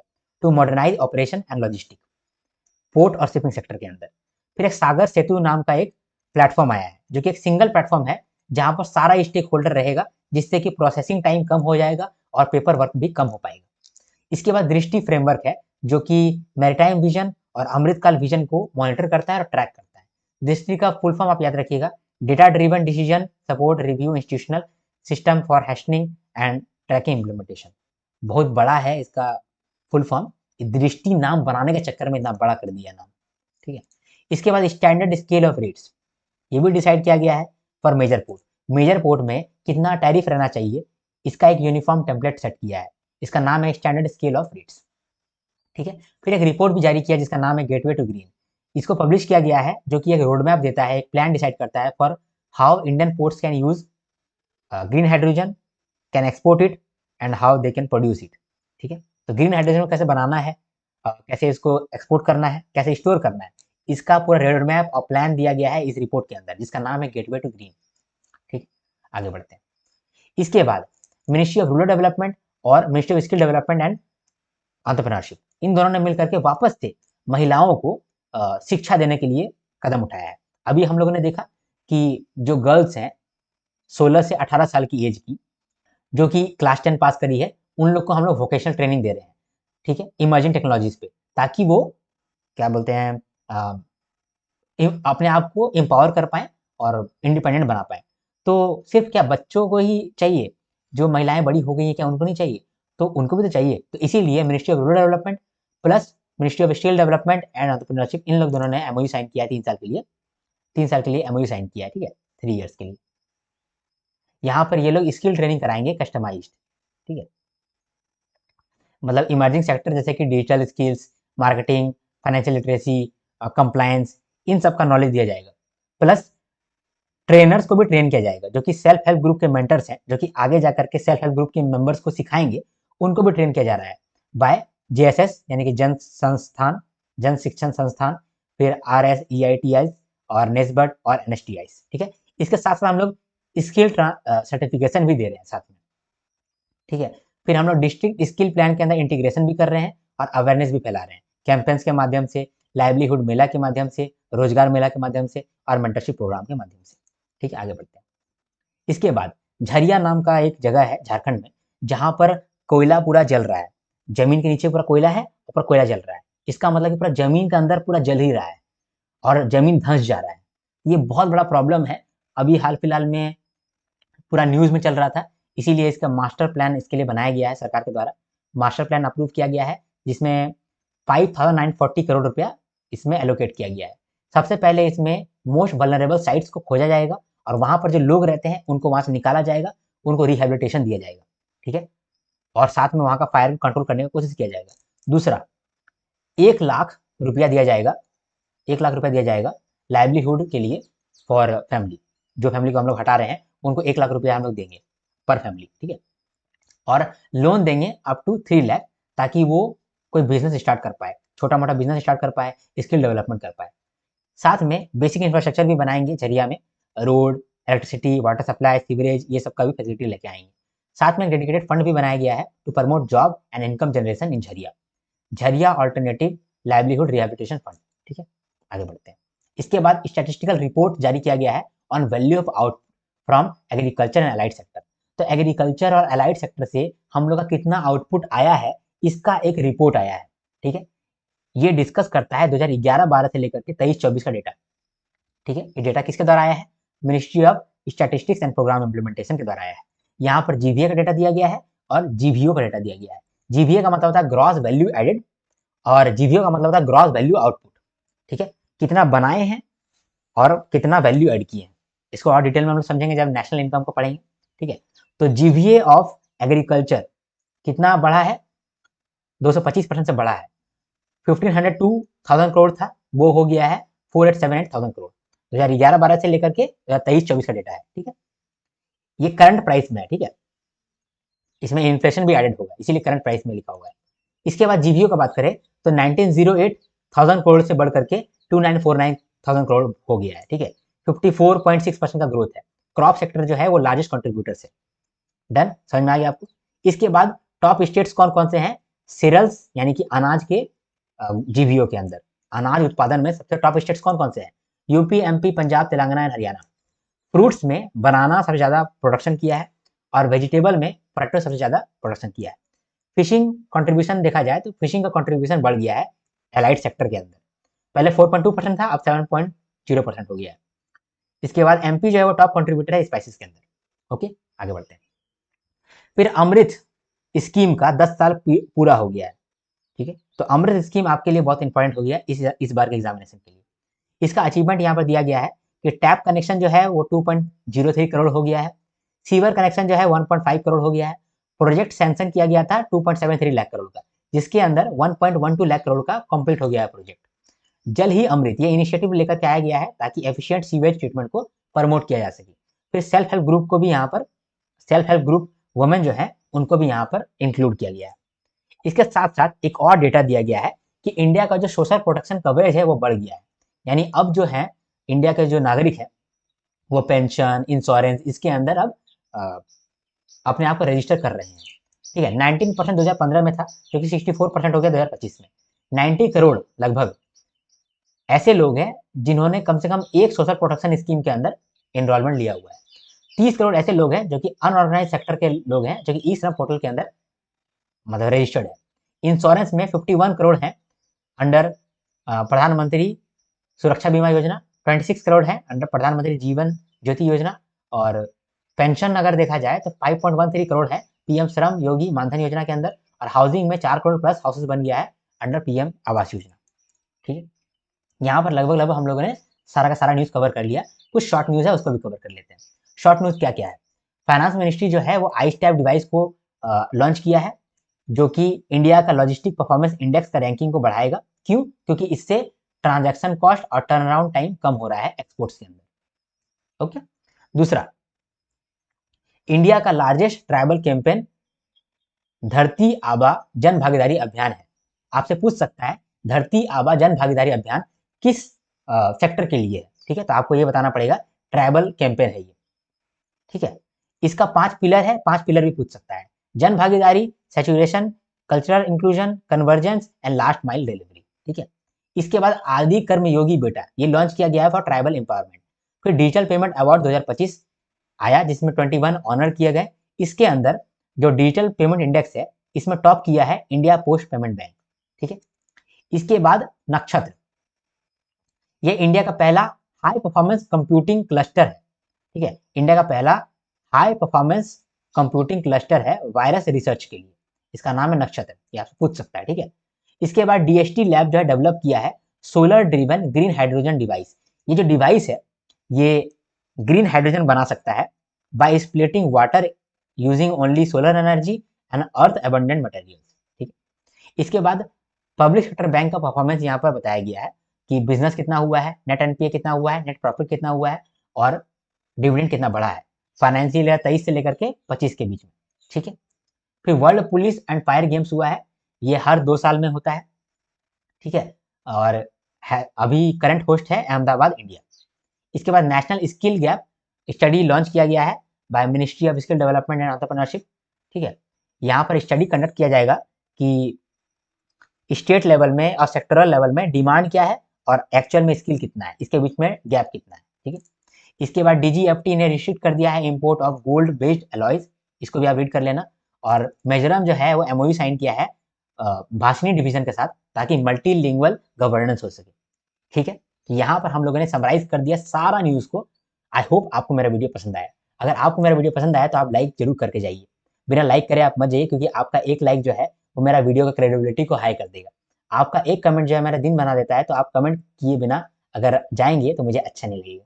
आप जरूर कमेंट करो, आपका एक कमेंट से मेरा दिन भी गार्डन गार्डन हो जाता है, मतलब दिल गार्डन गार्डन हो जाता है, दिन बन जाता है, प्लस मेरा सारा मेहनत सफल हो जाता है। तो आप कमेंट जरूर करो, सब्सक्राइब करके जाओ क्योंकि अगर आप आरबीआई ग्रेड बी का तैयारी कर रहे हो तो आपको मेरा चैनल आना ही पड़ेगा, आज नहीं तो कल। अगर आप आज आ गए हैं तो सब्सक्राइब करके रखो, आप फायदे में रहोगे, ठीक है। चलो अब मिलते हैं नेक्स्ट वीडियो में, तब तक के लिए हर हर महादेव, शंभू शंकर, जय हिंद जय भारत।